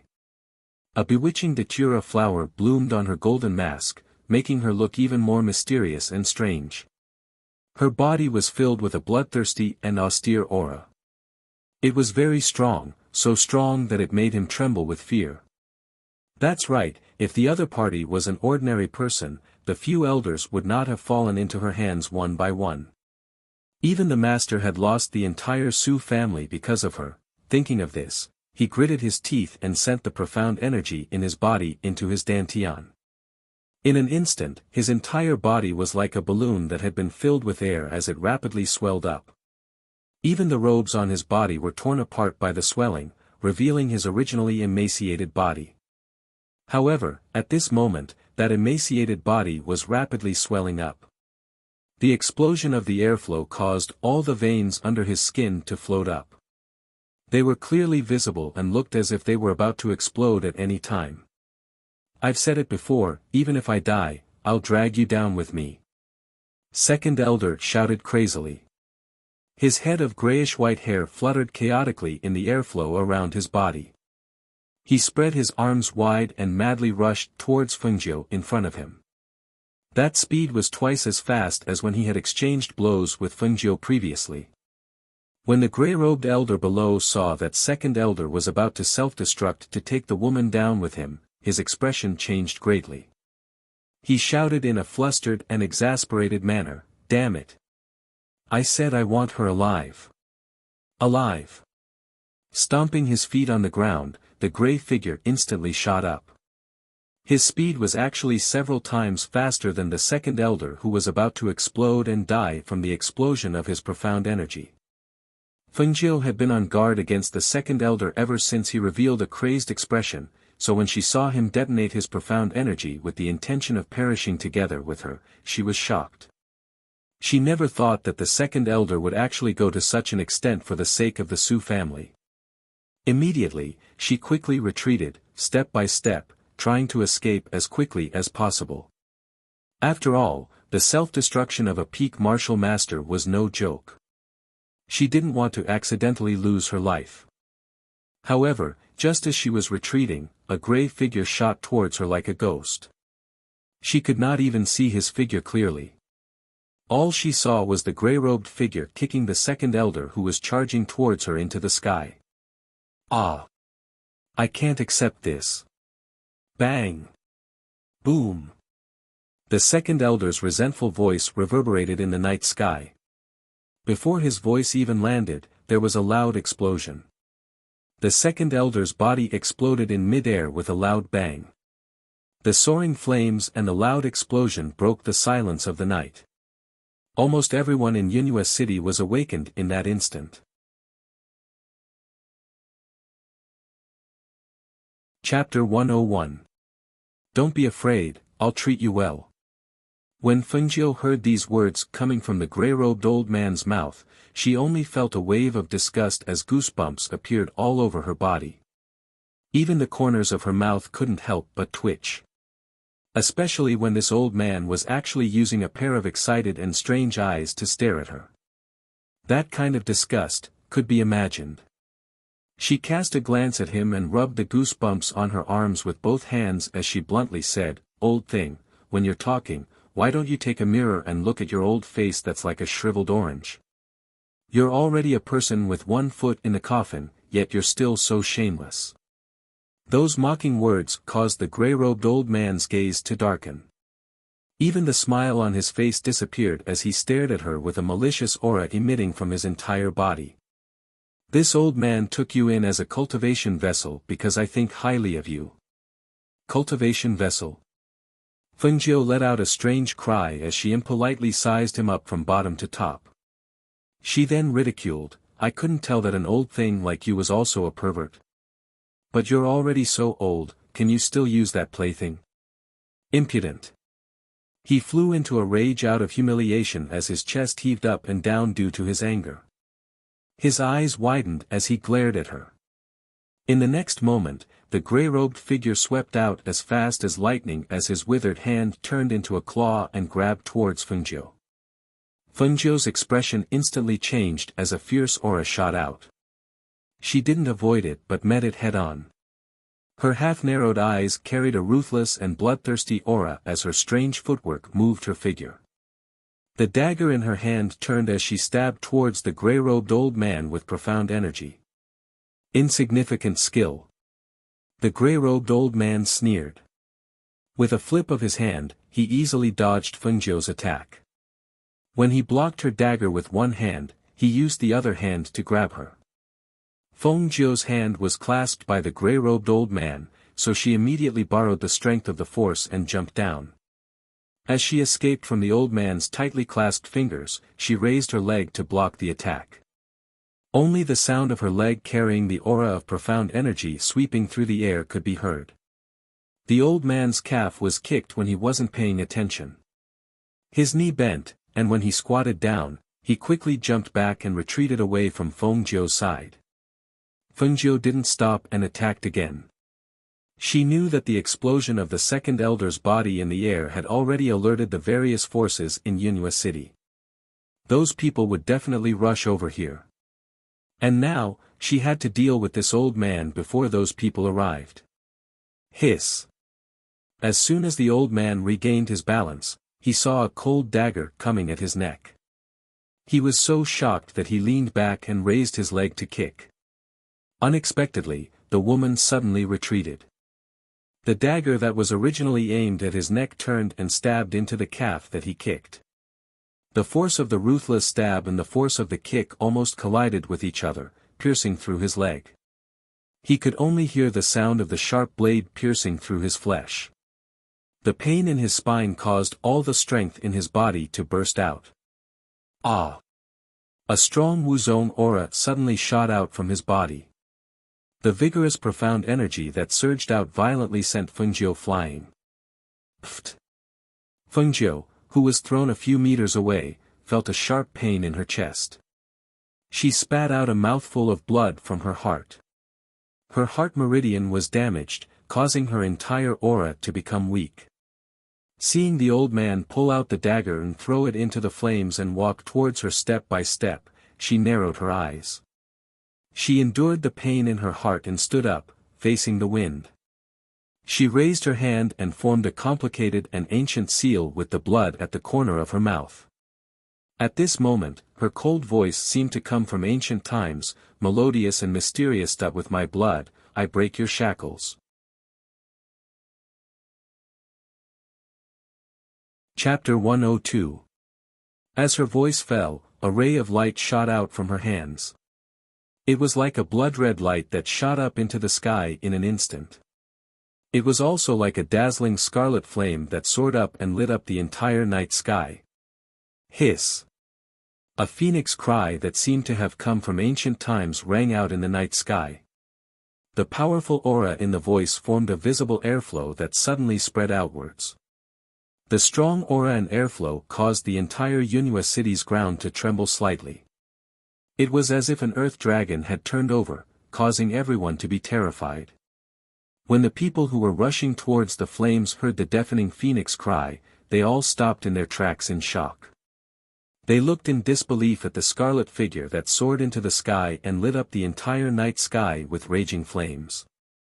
The visual shock went straight to their souls and set off waves in their hearts that couldn't be calmed down for a long time. That's a phoenix. That's the ancient mythical beast, Fire Phoenix. An ancient mythical beast actually appeared here. Who is it? Who owns an ancient mythical beast? Everyone exclaimed in disbelief. Their minds and eyes were filled with the dazzling figure of the Fire Phoenix in the night sky. Previously, they heard that a mythical beast had appeared in the 9 volts forest. However, they only saw its shadow in the sky and didn't see its real body. At that time, it even attracted cultivators from other countries to come and snatch it. They didn't expect that this ancient mythical beast, Fire Phoenix, would still end up in their glorious Sun Kingdom. Looking at the Fire Phoenix that was flapping its wings and burning with flames in the sky, they only felt their blood boiling. It was actually the true body of the ancient Fire Phoenix. In a small 9th-class country like theirs, they actually had the chance to see an ancient mythical beast. How could they not be excited? In the crowd, Murong Yixian, who was rushing towards the flames, also looked at the flaming figure in the night sky in shock. The ancient mythical beast, the king of all birds, the true body of the phoenix was so dazzling and beautiful. It was simply too unbelievable. Although his heart was surging with excitement, he did not stay for too long. Instead, he swiftly returned to his senses and flew towards the flames. On the roof of the Su mansion, the gray-robed elder could not even stand up under the powerful and thick ancient pressure. His legs trembled as he fell to the ground. He looked at the fire phoenix spreading its wings and soaring in the sky in disbelief. His eyes were crimson red, and he was unwilling to believe it. No. This isn't real. How can you possess the ancient divine beast, the fire phoenix? How is this possible? Under the powerful ancient pressure, he shouldn't even be able to speak. However, he forcefully broke through the ancient pressure. The moment he opened his mouth, his heart and meridians were all damaged. Blood flowed from one side of his mouth, but he was still madly unwilling to believe this cruel reality. The prey that was already in his bag suddenly flew away and brought him such a strong and unacceptable shock. How could he accept this? Fengjiu, who was standing against the wind, coldly looked down at the old man who had fallen to the ground in a sorry state. Her cold voice slowly rang out, "Dying under the fire phoenix isn't a loss for you." Just as her voice fell, the fire phoenix in the sky swooped down with raging flames. It spread open its wings of flames and wrapped the old man up before flying into the sky once again. No.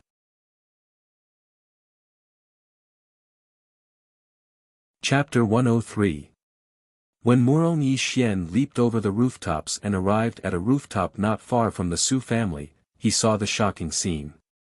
He couldn't help but stare blankly and absent-mindedly at the extremely beautiful and shocking scene.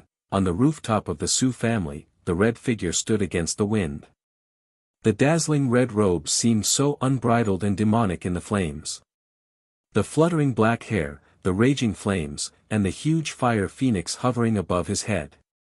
Everything seemed so mysterious, so beautiful, so unreal. Perhaps sensing his gaze, that person turned around.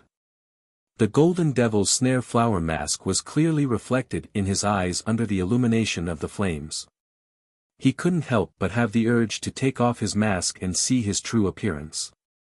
However, before he could return to his senses, he saw the fire phoenix in the night sky let out a low cry. As it swooped down, it turned into a ray of light and entered the body of the mysterious person standing against the wind, disappearing. Almost at the same time, that person withdrew his gaze from him. Taking a few leaps, his figure flitted through the flames like a ghost, quickly disappearing into the night. He couldn't help but take a step forward, reaching out to call out to that person. However, in the end, he retracted his hand and didn't call out. Who was that person? He thought. He could vaguely guess. Dazzling red robes, mysterious and demonic aura, unbridled momentum, and that golden devil's snare flower mask. Who else could it be but the mysterious ghost doctor? When the various family heads who rushed over saw the Su family surrounded by flames, they couldn't help but gasp. They couldn't believe that a mid-sized family had fallen just like that. Hiss. This is the Su family. Heavens! Has the Su family been annihilated? How did the Su family provoke the master of the ancient mythical beast to end up with the entire family being annihilated? The crowd discussed as they watched the entire Su family being surrounded by crackling flames, sighing endlessly. They had an indescribably complicated feeling in their hearts towards a family that had fallen just like that and disappeared from Yunhua City. This was a world where the strong ruled. This was the unchanging truth of this world. Even if you were from one of the 100 clans, if you provoked someone powerful, it would only take a few minutes for you to be wiped out. Even if your entire clan was wiped out, it would only take one night. A clan head saw that Murong Yi Xian, who had arrived first, was looking in a direction absent-mindedly. His eyes couldn't help but flash as he stepped forward and asked, "Third Prince, you were the first to arrive here. Did you see who it was?" Hearing this, the other family heads who were talking also looked at Murong Yi Xian. That's right. Then who was the one who annihilated the Su clan? Then who was the person who owned the ancient mythological beast Fire Phoenix? Murong Yi Xian came back to his senses and saw that they were all looking at him with questioning gazes. He pondered for a moment and said, I only saw a red figure. As for who it was, I couldn't see clearly. Red figure? Everyone's heart skipped a beat, and they couldn't help but think of a person. Ghost Doctor.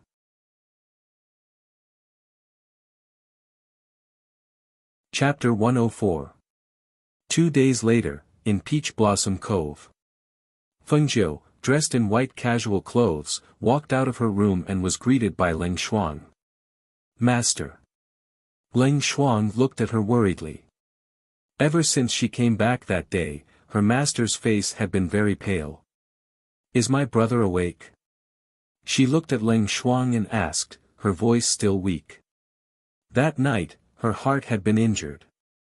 If she hadn't been proficient in medicine, she wouldn't have been able to get out of bed in the past 2 days. However, even though her injuries had improved, she hadn't fully recovered. Even when she spoke loudly or coughed, she would still feel a dull pain. Young master is awake. I'll go take a look. She said as she walked out. Guan Xilin's courtyard was next to hers, so it was convenient for her to walk around. Therefore, it was only a few steps away from the courtyard.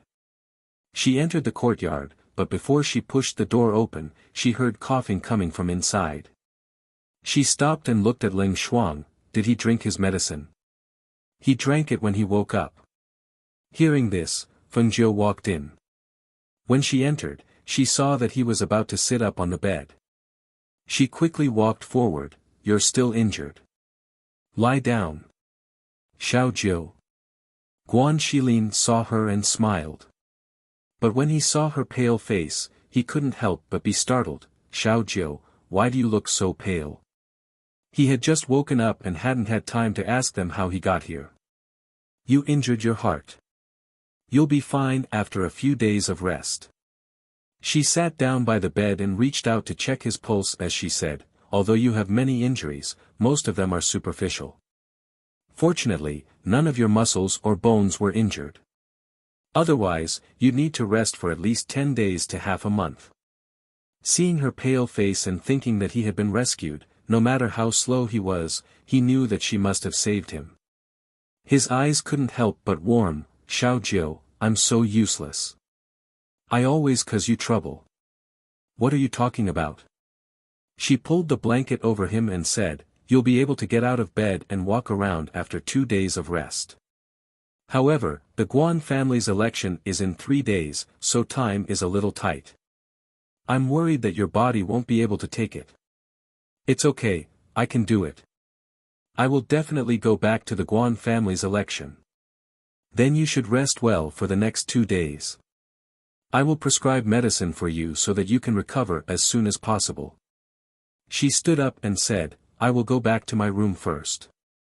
If there is anything you need, just tell Ling Shuang. Alright, you should rest more if you're not feeling well. You don't have to come and see me all the time. Fengjiu smiled and nodded. He looked at Ling Shuang and told him to change the dressing. Finally, he returned to his room and entered the space spiritual abode. That night, not only was her heart damaged, even Fire Phoenix fell into a deep sleep. Fire Phoenix, who appeared in the form of a human child, had to wait until he reached adulthood if he wanted to reveal his true form. However, last night, she used the ancient mark and blood to break through the bindings, allowing him to reveal his true form and kill the enemy. When he revealed his true form, his battle prowess was almost at the peak of an adult ancient divine beast. Naturally, it was easy for him to defeat a martial great master. However, the price he had to pay was great. That was, he fell into a coma and no one knew when he would wake up. She looked at the little Fire Phoenix who was wrapped in a small fireball. He still looked like a 3-year-old human child. He seemed to be in a deep sleep as he lay inside the fireball.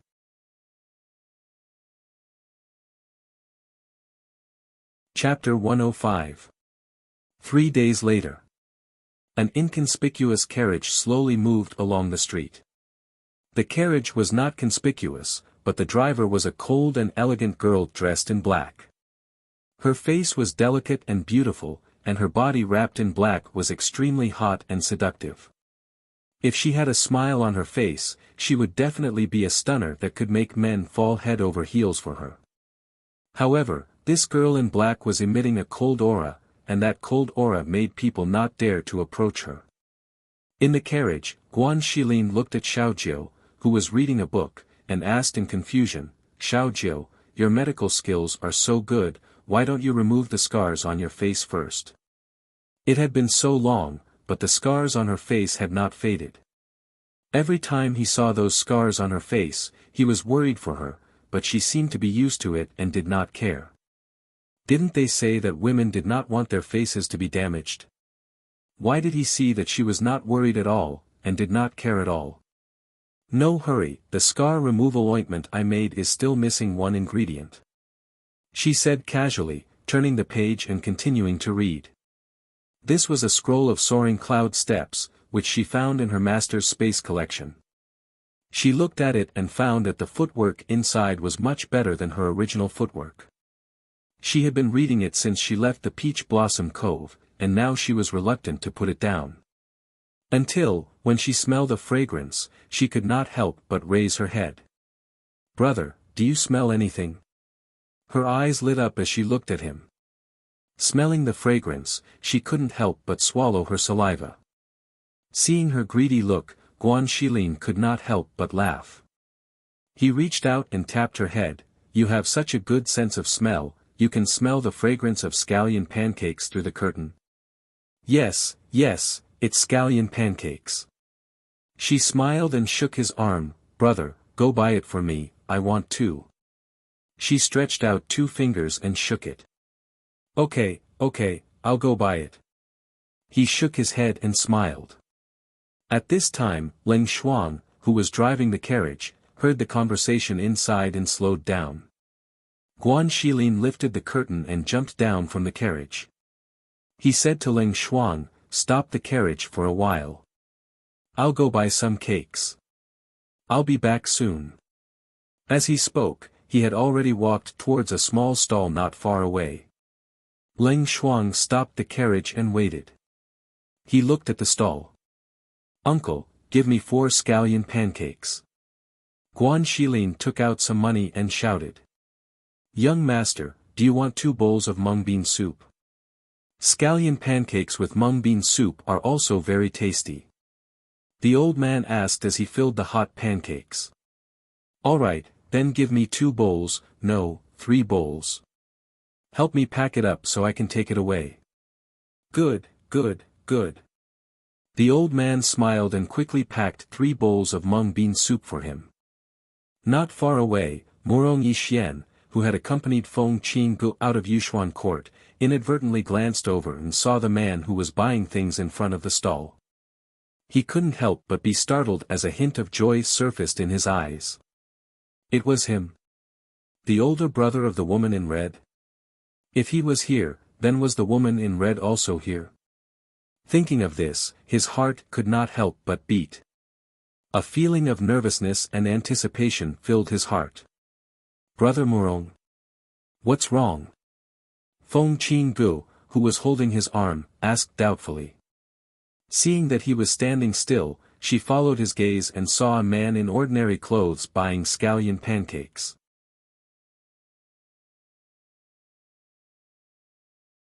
Chapter 106. Yes, it's a friend. I'll go over and say hi. Wait for me here, he said hurriedly. Seeing that the man was about to leave, he quickly walked over. When Feng Qingde saw this, she felt a little strange. Her gaze fell on the man and sized him up, but she couldn't see anything outstanding about him. Just as Guan Shilin was about to leave, he heard a voice in his ear. "Mr. Murong Yixuan called out." He walked up to him and a gentle smile appeared on his handsome and elegant face. "I didn't expect to meet you here in Yunhua City after we parted at Stone Forest Town." Guan Shilin looked at him in confusion. "You are?" He didn't remember this person at all. Seeing that he didn't remember him, Murong Yixuan's smile froze. However, he quickly recovered and said, "My surname is Murong and my name is Yishuan." Murong Yishuan. Guan Shilin was slightly stunned. Then, he looked at him in surprise and excitement. He even raised his voice slightly.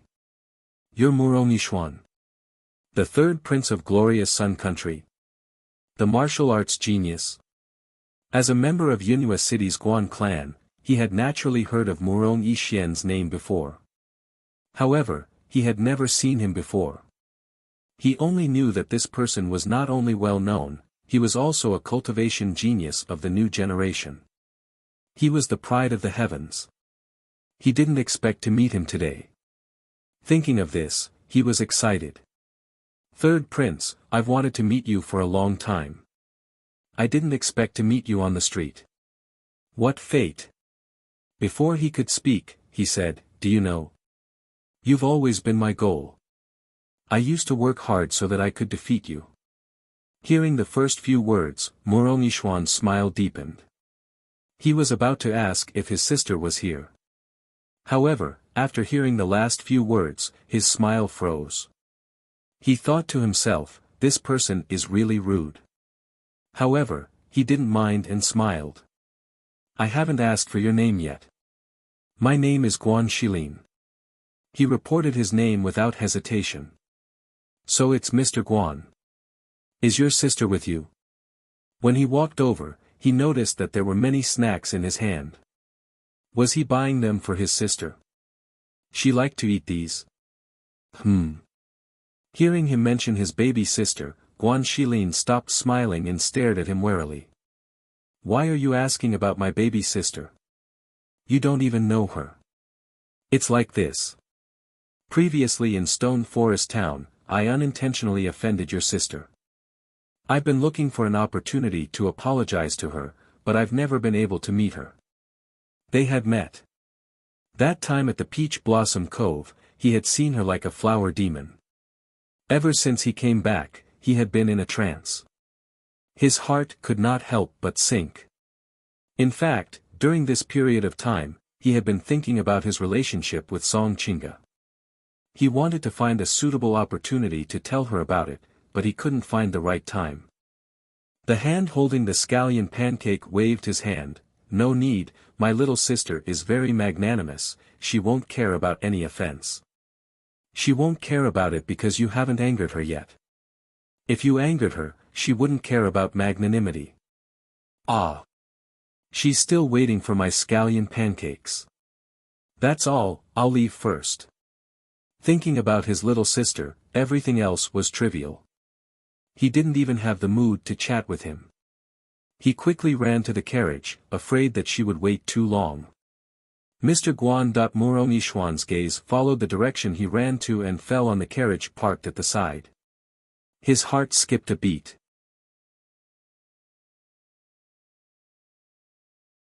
Chapter 107. Thinking of this, he couldn't help but follow. Feng Chinga, who was behind them, frowned slightly when she saw this. She glanced at the inconspicuous carriage before moving forward to follow them. On the other side, Guan Shilin came to the side of the carriage and handed a scallion pancake to Ling Shuang. "This is for you. There's also some mung bean soup. Eat it while it's hot before we leave." Ling Shuang glanced at him and reached out to take it, thanking him. He stepped into the carriage and lifted the curtain with one hand to go in. He said, "Little Nine, the scallion pancakes are still warm. That uncle said that they taste very good together with the mung bean soup, so I brought a portion for each of you." Fengjiu in the carriage reached out to take the scallion pancake and mung bean soup. She smiled and said, "Mung bean soup. I haven't had it in a long time." "Brother, thank you." "Hee, what are you thanking me for?" "As long as you like it. We'll buy a few maids back and let them serve you and make you delicious food." After being together for so long, he knew that she loved delicious food. "Okay." She smiled in response. Seeing him sit back in the carriage, she opened the bag and was about to take a bite of the scallion pancake when she suddenly heard a familiar voice from outside the carriage. "Miss Guan, I'm Murong Yixian. Miss Guan. Who was he calling? Fengjiu in the carriage was slightly startled. She looked at her cheap brother who was also startled and silently asked, "What's going on?" Guan Shilin took a bite of the scallion pancake and said, "I just met him when I was shopping. His name is Murong Yixien. He said he offended you last time in Stone Forest Town and wanted to apologize. Speaking of this, he was slightly annoyed and said, I just told him that he didn't need to, but he still followed me. I really don't know what he wants. I'd better go down and take a look." He put down the scallion pancake in his hand and was about to lift the curtain and jump off the carriage when he suddenly turned back and said to Fengjiu, "Xiaojiu, put on your veil." The scar on Xiaojiu's face hadn't healed yet. She always wore a veil when she went out. He didn't want others to look at her with dirty eyes after seeing the scar on her face. Fengjiu smiled as he put on the veil. He felt a little strange. What was Murong Yixuan trying to do? Murong Yixien, who was waiting outside the carriage, was a little nervous at this moment. His palms were slightly sweaty. He looked at the carriage with anticipation. Would she lift the curtain? Did she remember the 2 times she had met him by chance? When Ling Shuang, who was driving the carriage outside, saw the trace of expectation on Murong Yixian's face, he couldn't help but frown and looked at him strangely. What was Murong Yixien trying to do? Based on what she knew, wasn't he engaged to the Feng Manor's young miss, Feng Qingge? Why was he looking at the carriage with such an expectant and nervous expression? The curtain of the carriage was lifted by Guan Shilin and he walked down. He casually let down the curtain and looked at Murong Yixien who was standing in front of the carriage. "Didn't I say that you don't need to apologize? Why did you still follow me?" At this moment, Murong Yixien was looking at the carriage in a daze. When he thought of the appearance of the woman in the carriage when the curtain was lifted, his heart began to thump. Today, she wasn't wearing red clothes. Instead, she was wearing a white dress. Her face was covered with a veil of the same color. She just sat there quietly, her entire body exuding an elegant and refined aura. She appeared so serene and elegant.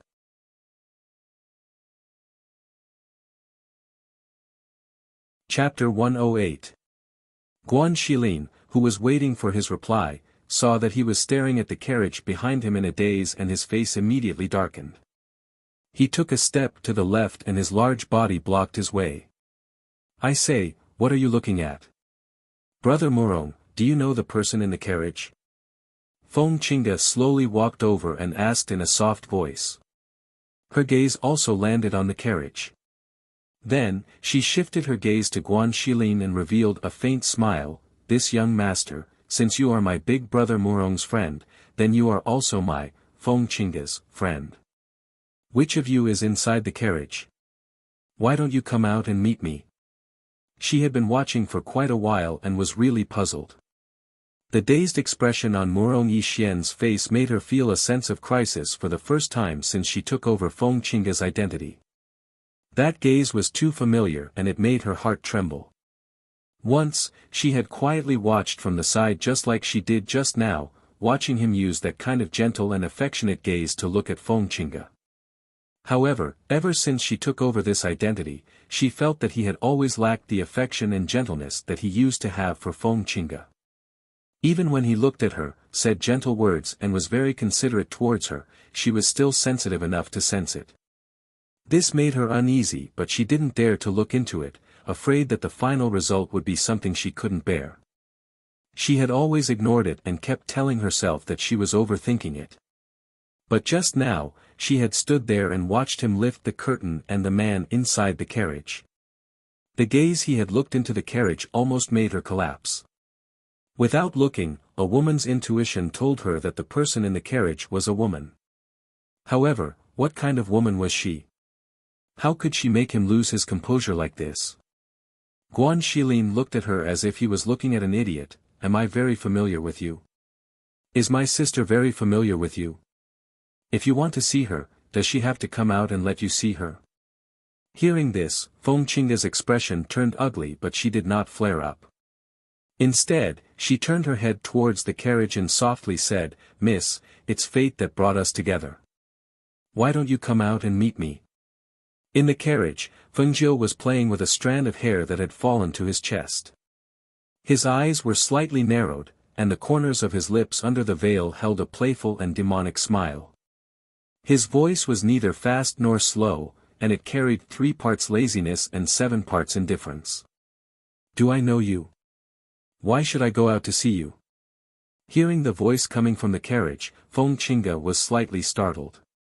It seemed to be a little familiar. She wasn't the only one who had this feeling. Even Murong Yixian was slightly startled. That voice was somewhat similar to Qin Ji's, but it was also somewhat different. Because that voice was filled with a casual laziness, it was very seductive.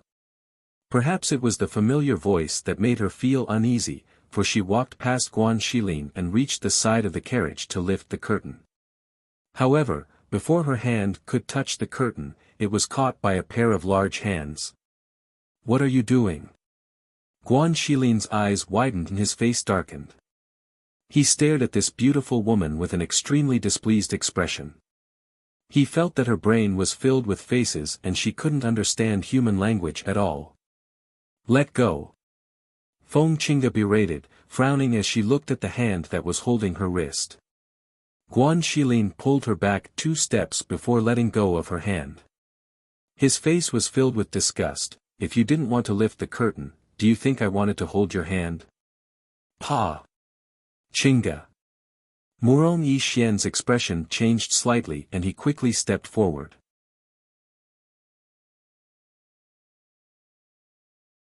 Chapter 109. He hadn't done anything bad, had he? Why did this woman slap him? In his entire life, he had never been slapped by anyone before. He was furious but he didn't make a move. He was a man, he couldn't possibly hit a woman on the streets, right? Leng Shuang, who was holding the reins, had a cold look in his eyes.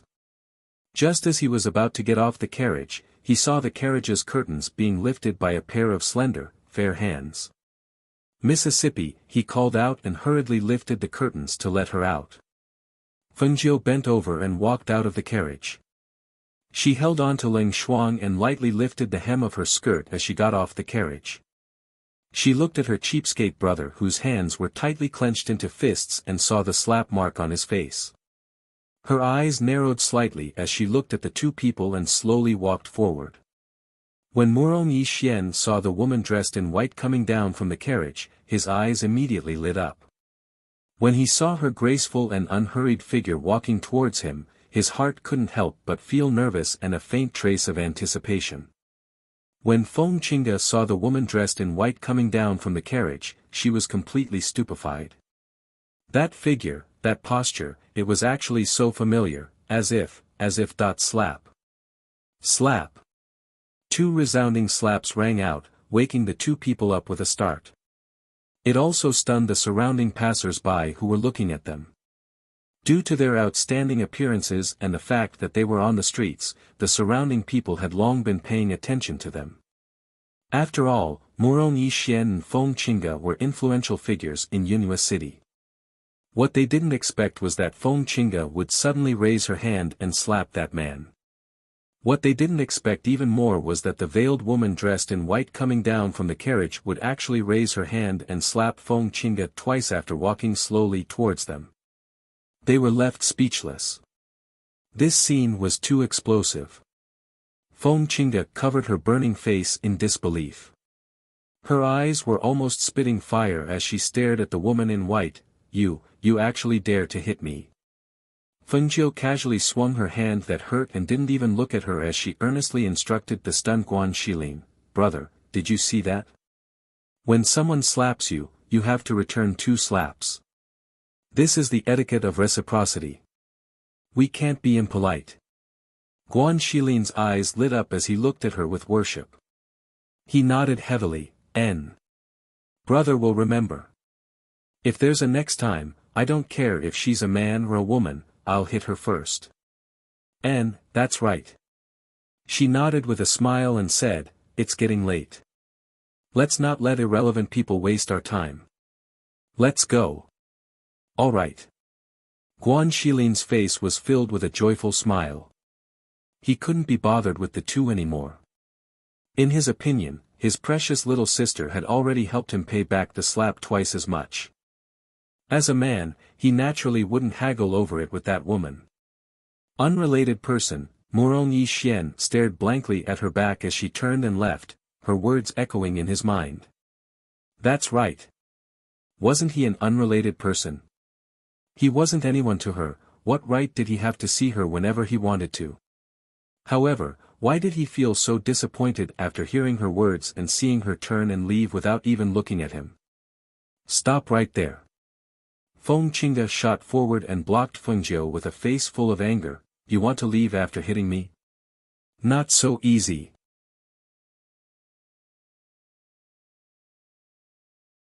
Chapter 110. Feng Jiu had long been on guard against her. Seeing her reach out to take off her veil, she naturally hid behind Guan Shilin beside her. Her hands tightly clutched the clothes on his back as she blinked her beautiful eyes and said in a wrong tone, "Brother, she's bullying me." Murong Yixian was slightly startled. He didn't expect that the elegant and calm girl would suddenly hide behind her brother and reveal such a wronged and delicate gaze. Moreover, her soft words were filled with grievance and accusation. He couldn't help but want to stand in front of her to protect her and be her support. Seeing his precious little sister hiding behind him and complaining about that girl's rude behavior with that wronged voice, Guan Shilin glared at her, puffed out his chest and put his hands on his waist to push her up. What are you doing? How can you be so rude? You even said you're General Feng's daughter. General Feng's famous name, how could he have raised such a rude daughter? I think you're 80% fake. His voice was very loud and there was a hint of straightforwardness in his rough voice. Without waiting for Feng Qingde to respond, he saw that there were quite a few people surrounding them and loudly said, "Everyone, what do you think? Isn't this girl a little too rude? We don't know her but she came up and slapped me and even wanted to take off my little sister's veil. Don't you think that's too outrageous?" Feng Qingde had no choice but to retreat because he had puffed out his chest and pushed it towards her. However, the moment she heard his words, she became extremely angry. Especially when she saw that there were already quite a few people around her who were pointing and gossiping about her while Murong Yixian, who was on her mind, was currently staring foolishly at the woman in white who was hiding behind her elder brother. When he didn't stand out to speak up for her, she felt even more embarrassed. She glanced at him with grievance and sadness. Her eyes reddened slightly as she covered her face and quickly ran away. "Ai, your beauty ran away crying," Feng Jiu said with a smile. Looking at Murong Yixian who was still looking at her, she felt that all men had bad tempers. They were eating from the bowl and still wanted to look at the plate. Murong Yixian looked at her with a complicated gaze but didn't say anything. He only cupped his hands and bowed to her before walking away. "Brother, let's go. We've wasted quite a bit of time here." She patted his arm, indicating for him to enter the carriage. "All right." Guan Shilin responded with a grin.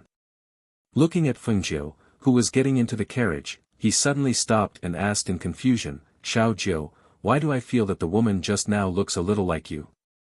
When Feng Jiu, who had lifted the curtain and was about to enter the carriage, heard this, a trace of surprise flashed through her eyes. She turned her head and smiled. "How so?" She didn't expect her cheap brother to be so meticulous despite his careless appearance.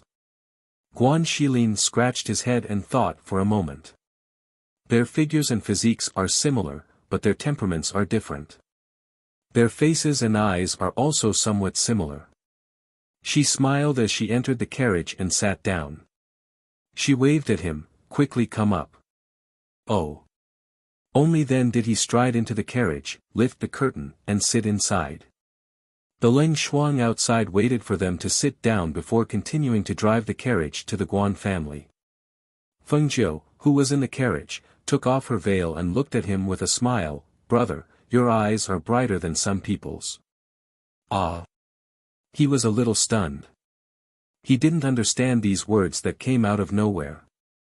You'll know in the future.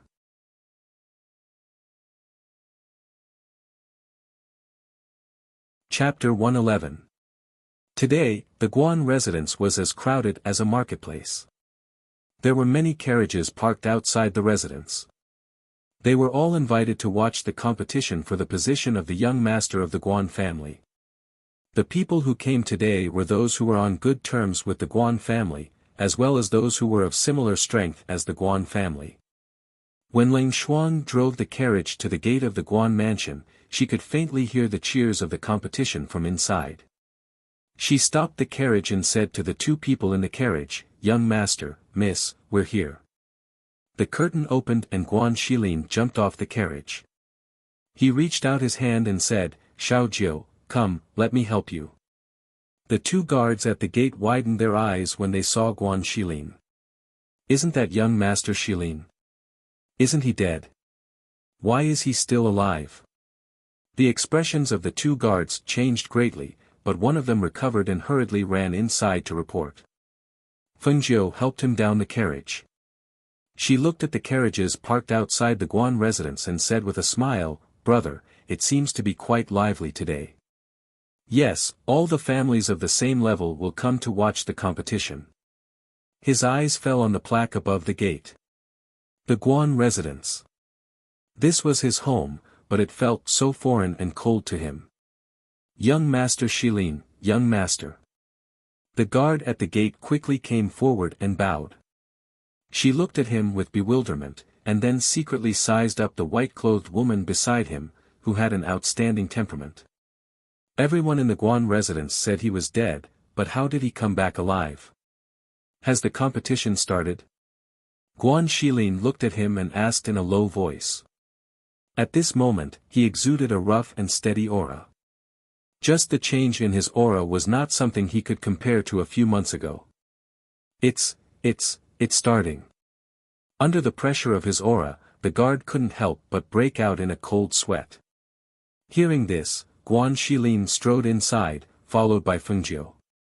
Ling Xuan stayed by her side. After they entered, the guard could not help but wipe the cold sweat off his forehead as he muttered, "It's only been a few months, how did young Master Shilin's aura become so frightening?" Thinking of Kuxinya who was already married to young Master Ruan, the guard was curious. If young Master Shilin returned and found out that his fiancée had become young Master Ruan's wife, what would he do? It was a pity that he had to guard the door and couldn't go in to see what was going on. Otherwise, he really wanted to go in and take a look. As for inside, below the competition stage, those sitting in the front row were the main figures of the Guan family, as well as the family heads. In the back row were the younger generation of the Guan family, as well as the children of the family heads. They chatted from time to time while watching the competition on the stage. The Guan family patriarch's son, Guan Shiruan, had already won 8 or 9 rounds in a row. No one in the Guan family's generation was a match for him, so the family patriarchs kept praising him. Young Master Guan is really a young hero. He has the demeanor of a family head. To have such strength at such a young age, his future is limitless. The Guan family patriarch's face was full of pride when he heard this, but he still smiled modestly and said, "It's all thanks to everyone's praise. Which of the family head sons isn't a dragon among men? I often tell him that when he has time, he has to learn more from the young masters."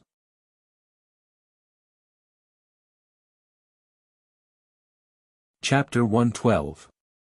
Of course, the clan heads in the first row also saw the steward coming in a hurry. After the steward whispered something in Master Guan's ear, Master Guan's face slightly changed as he stood up. "Everyone, this old man will excuse himself for a moment."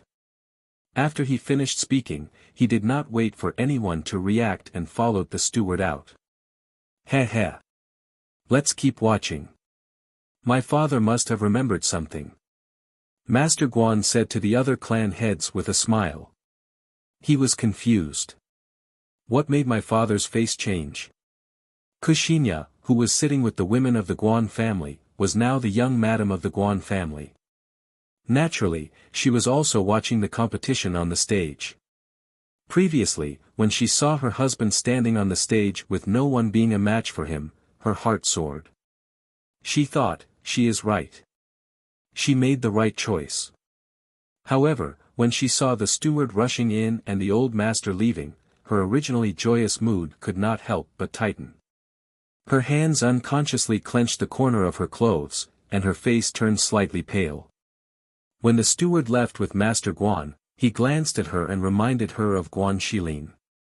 Could it be that he really came? Is he really here? Before Guan Shilin and Feng Jiu could step into the arena, a deep and old voice called out to them. Come on, let's go. Shilin. Is it really you? Master Guan walked over with his walking stick. When he saw the tall man, he was surprised. There was confusion in his eyes, but he wasn't surprised. Guan Shilin saw the expression on Master Guan's face. He was a bit cold. He twisted his lips and said, Grandpa. Master Guan wanted to ask, why did you come back? However, he changed his mind and said, it's good that you are back. Go back to the yard and have a rest. Come to the study later. I want to talk to you.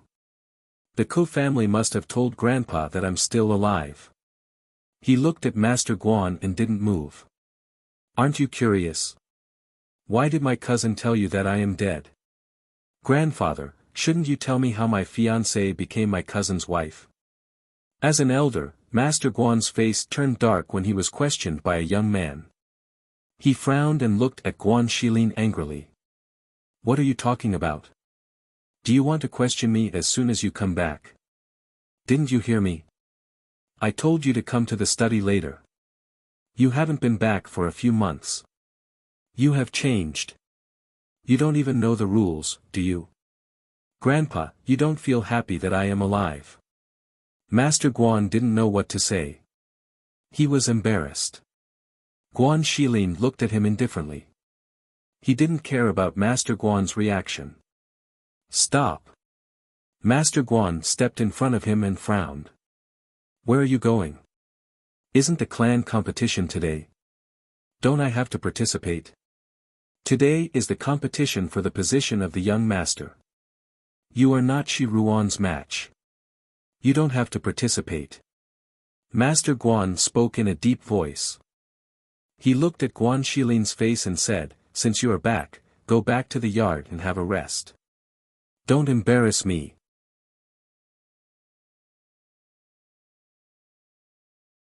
Chapter 113. He looked at his grandfather, and the smile on his face slowly disappeared. The intimidating aura of iron and blood also spread out from his body, and a rough voice with a firm tone came out from his mouth. No. I came back today to participate in the competition. Grandpa, don't worry. I'm not interested in the position of the young master of the Guan family. I just want to ask my cousin for advice. As soon as he finished speaking, he strode forward, not giving him a chance to stop him. Grandpa Guan was also stunned at that moment. He was surprised to see the sudden change in Guan Shilin's aura. That strong and cold aura made him feel like he saw his father's shadow in Guan Shilin. For a moment, he was in a daze. Feng Jiu, who had been watching from the side, smiled under the veil. She looked at Grandpa Guan, who was in a daze, and walked forward. Leng Shuang, who was dressed in black, naturally stood behind her, silently protecting her. When the tall and strong Guan Shilin walked in with steady steps, Guan Shilin, who had just won another round, suddenly stared at him as if he had seen a ghost. He lost his composure and exclaimed, how are you still alive? His face turned deathly pale. He found it hard to believe, yet he was also a little panicked. There was also a little bit of a guilty conscience. He thought he was dead. In a place like Jufulin, he couldn't have survived with such a serious injury. But why was he still alive? Why didn't anyone tell him that he was still alive? There was another person who also lost her composure. It was Kushinya. Almost as soon as she saw Guan Shilin, she instinctively stood up. She was shocked, angry, and a little proud. She thought that Guan Shilin came to the Guan family to participate in the competition because of her. Because he couldn't let go of her, because he still thought of her. This greatly satisfied her vanity.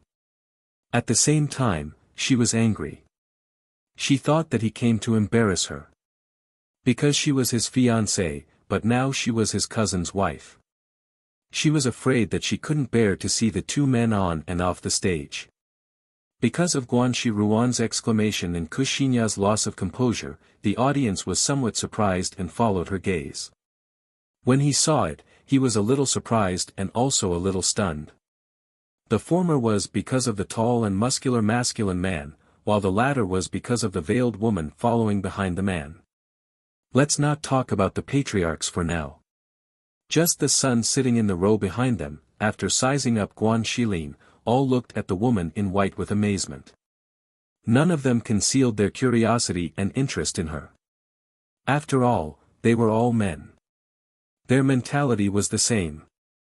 When they saw a woman with a graceful figure and a refined temperament, they would naturally take a few more looks with interest. Especially since the woman's face was still covered by a veil.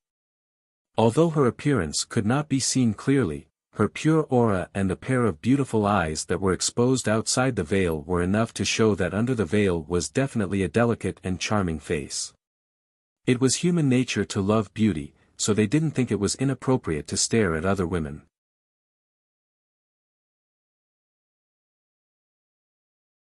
Chapter 114.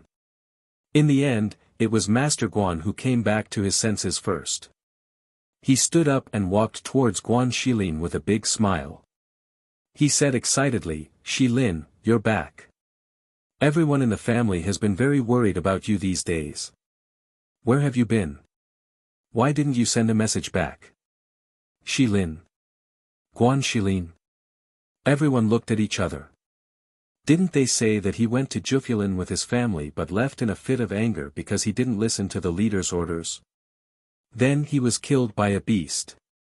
How did he manage to come back alive? They all heard that Guan Shilin's wife was Guan Shilin's fiancée. Now that he came back, his fiancée became his cousin's woman. Although they didn't show it on their faces, everyone was still waiting for a good show. They didn't say anything and just looked at the people in front of them. Guan Shilin looked at him and didn't say anything. His face was gloomy and there was no trace of a smile on his face. Seeing his expressionless face, Master Guan's expression also changed. He asked in a low voice, "What's wrong? Uncle asked you a question. Why didn't you answer?" Guan Shilin's gaze landed on his cousin, who was trying his best to suppress his panic and guilt. His voice was cold as he said, "I'm here to participate in the competition." As he spoke, he had already stepped forward. Master Guan was startled. He frowned and looked at him. He wanted to stop him but didn't say anything. In his opinion, he was not his son's opponent. He would only be asking for trouble if he went up. On the stage, Guan Shilin watched him walk over step by step. His panic gradually calmed down. From the moment he appeared until now, he hadn't said that he was the one who stabbed him in the back. He probably wouldn't say it here. After all, this was a family scandal. He had to take care of the Guan family's reputation. Thinking of this, his expression relaxed. His tense heart also relaxed. He smiled and said, "Shilin, it's good that you're back." Guan Shilin walked up the stage and looked at him with a gloomy face. "I thought you didn't want me to come back." Hearing this, the smile on Guan Shiruan's face froze. He said awkwardly, "How could that be? Shilin, are you blaming me for marrying Xinya?" "Actually, it was our elders who made the decision for me to marry Xinya. At that time, we all thought that you had died in Jiufu Forest, so..." Everyone nodded their heads when they heard this. Guan Shilin didn't look too good. He was probably angry that his fiancée had become his cousin's woman. Otherwise, he wouldn't have been so rude to Master Guan. When Kuxinya heard the words from the stage, she had a look of self-blame on her face. Her voice was soft and gentle as she said, "Shilin, I was arranged by the elders of both parties to cancel the engagement and marry Shirwan. I hope that you won't be at odds with your family because of me. If you want to blame someone, you can only blame us for not being fated to be together." However, when she heard Guan Shilin's next words, her face turned pale and embarrassed. Guan Shilin glanced at her.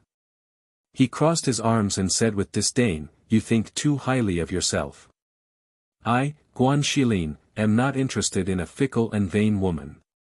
Guan Shilin, you've gone too far." Kuxinya's father slammed the table and stood up. Hearing his daughter being humiliated in public, his face was full of anger.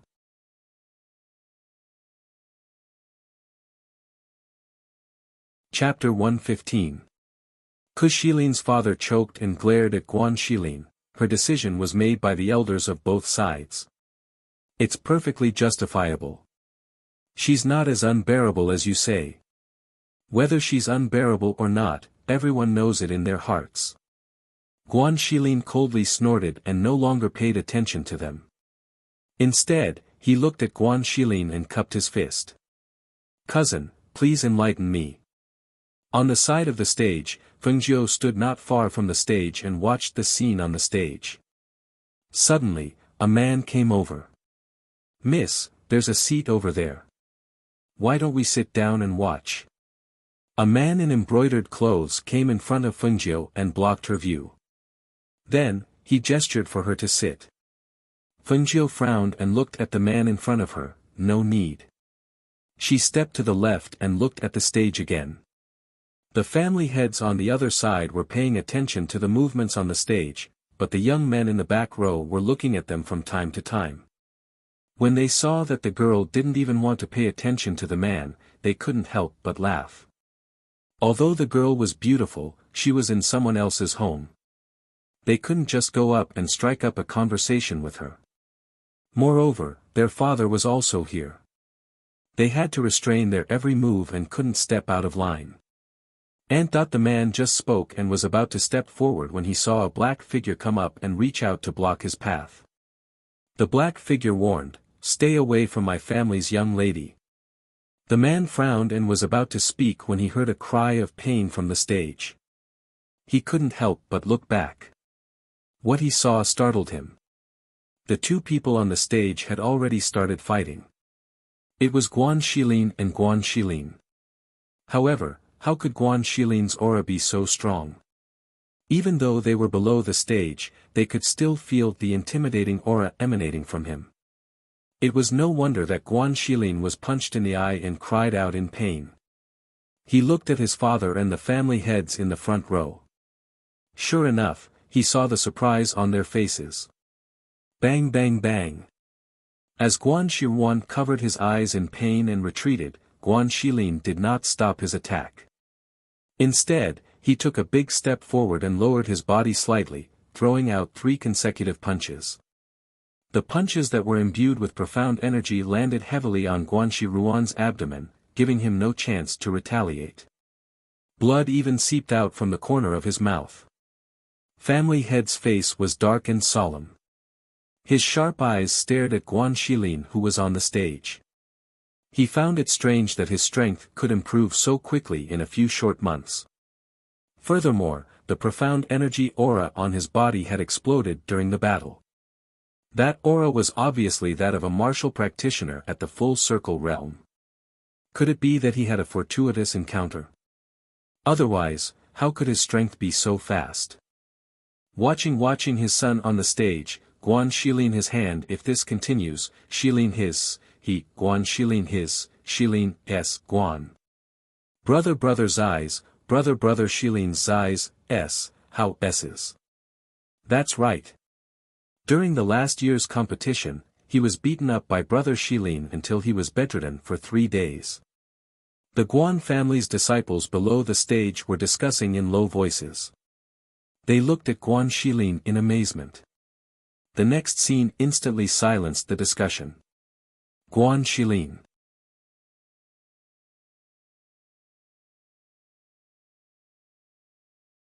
Chapter 116. When the audience saw this scene, they all had different expressions. The family's competitions were generally based on profound strength and martial skills. Therefore, very few people would use their swords. Guan Shiruan, who couldn't win with his bare hands, took out his weapon. Once he took out his weapon, the nature of the competition was different. Moreover, because he took out his weapon, even if he won, it wouldn't be honorable. What's more, from their point of view, Guan Shiruan's strength was no match for Guan Shilin. As the patriarchs of the family, if they couldn't even make this kind of judgment, then they wouldn't be able to hold the position of patriarch. Seeing his son take out his sword, Patriarch Guan's face turned extremely ugly, but he didn't say anything to stop it. Instead, he let the situation continue to develop. Today was the young patriarch's selection. His son must win. As for Guan Shilin, when he saw Guan Shiruan take out his sword, his expression didn't change. His hands clenched into fists, and his knuckles cracked. Suddenly, a visible Xian energy aura gushed out from his body. Hiss! What a strong Xian energy aura! The patriarchs below the stage exclaimed when they saw the Xian energy aura gushing out from his body. One or two of them even stood up involuntarily with shock in their eyes. With Guan Shilin's age, he had Xian energy aura that was comparable to theirs. What did this mean?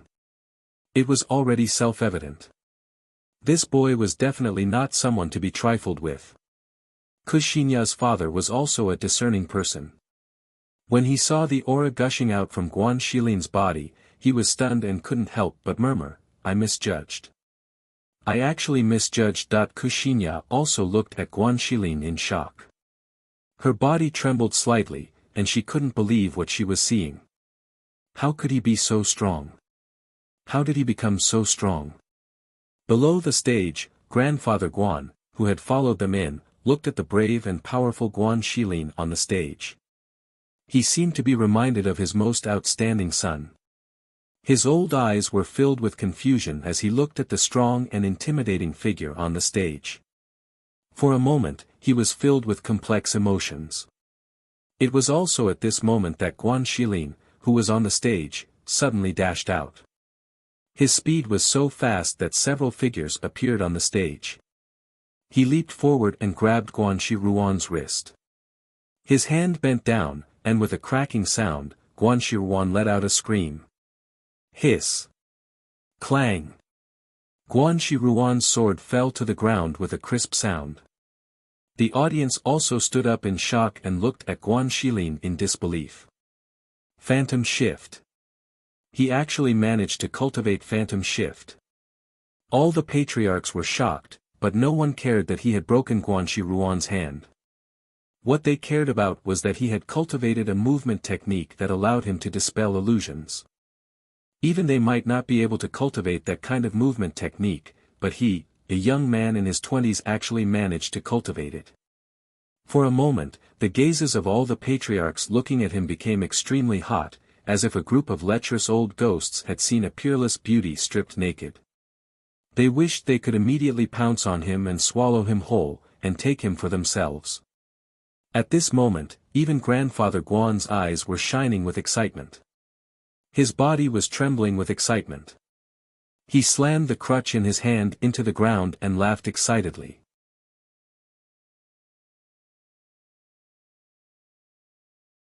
Chapter 117.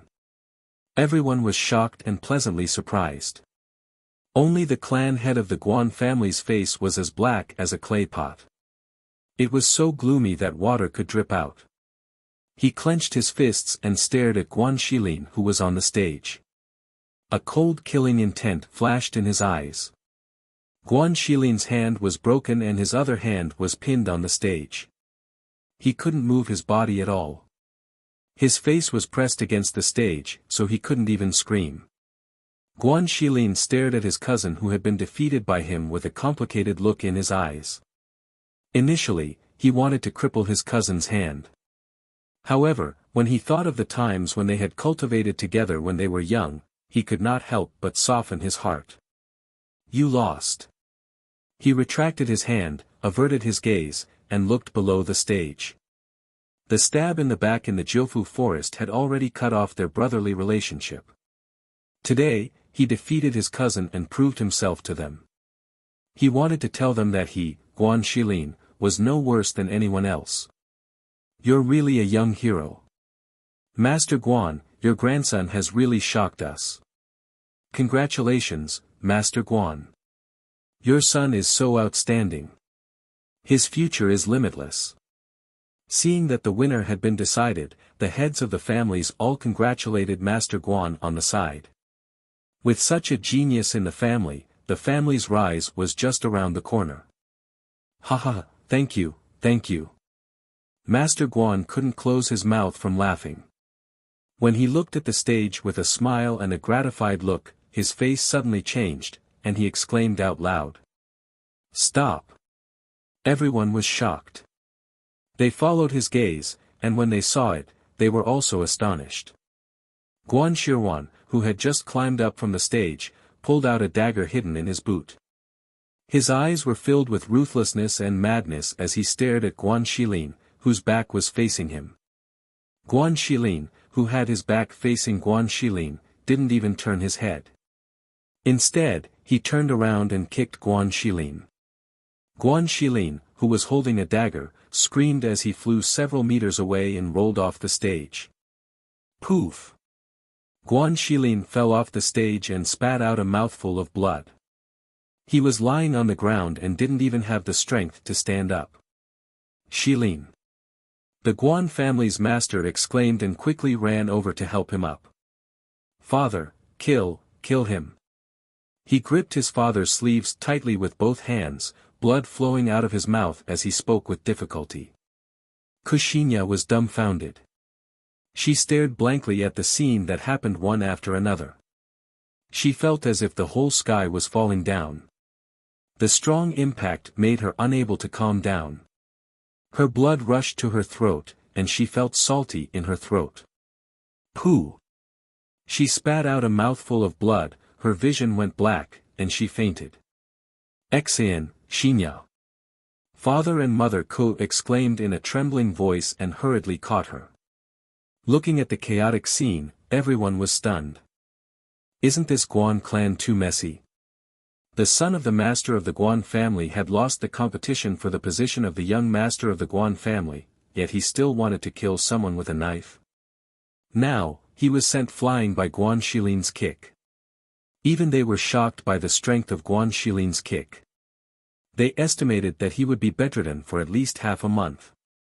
However, compared to his killing intent, Guan Shilin's kick was considered merciful. Otherwise, with Guan Shilin's strength, it would be a piece of cake for him to turn around and kill Guan Shilin.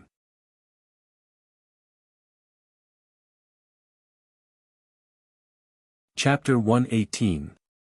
Everybody was surprised when they heard her call him brother. They didn't know Guan Shilin had a sister. Is she from a branch of the Guan clan? Are you from the Guan clan? The man beside Fengjiu asked curiously. He thought, if she is from the Guan clan, I will ask my father to propose marriage to her. That way, I can build a good relationship with the Guan clan and get the girl. Why not? Why don't I remember you from the Guan clan? Guan glanced at Fengjiu and spoke in a deep voice. Fengjiu blinked and said in surprise, don't flatter yourself. When did I say that I'm a member of your Guan family? How dare you? Don't bully my sister. Guan Shilin, who was on the stage, also shouted after old Master Guan. His voice was as fierce as his grandfather's. Everyone was stunned and couldn't react for a long time. Is he stupid? Guan Shilin is his grandfather. How dare he talk to him like that? Guan Shilin's face turned red. Nobody knew if he was ashamed or angry.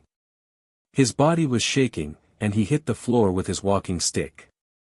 He shouted, "Rebel! Are you all rebelling? Are you all rebelling? Do you all know the rules?" Guan Shilin didn't flinch.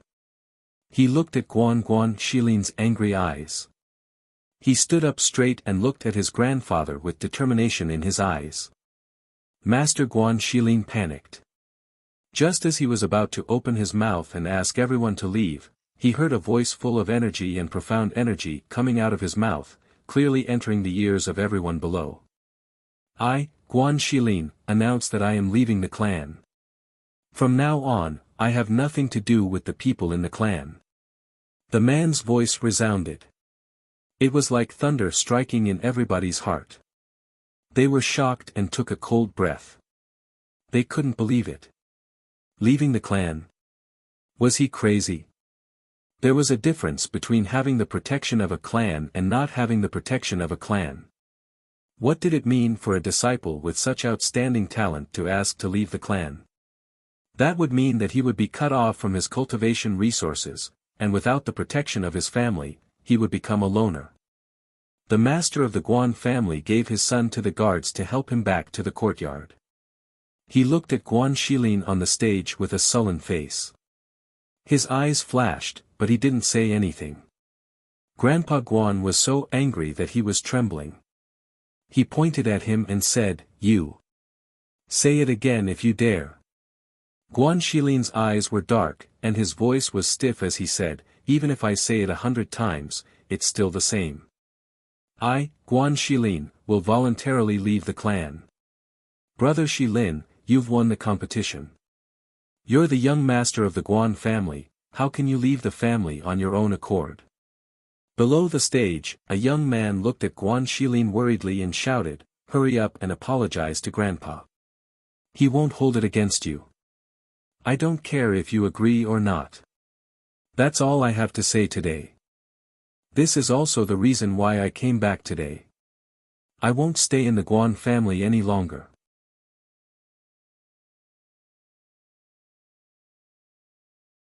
Chapter 119.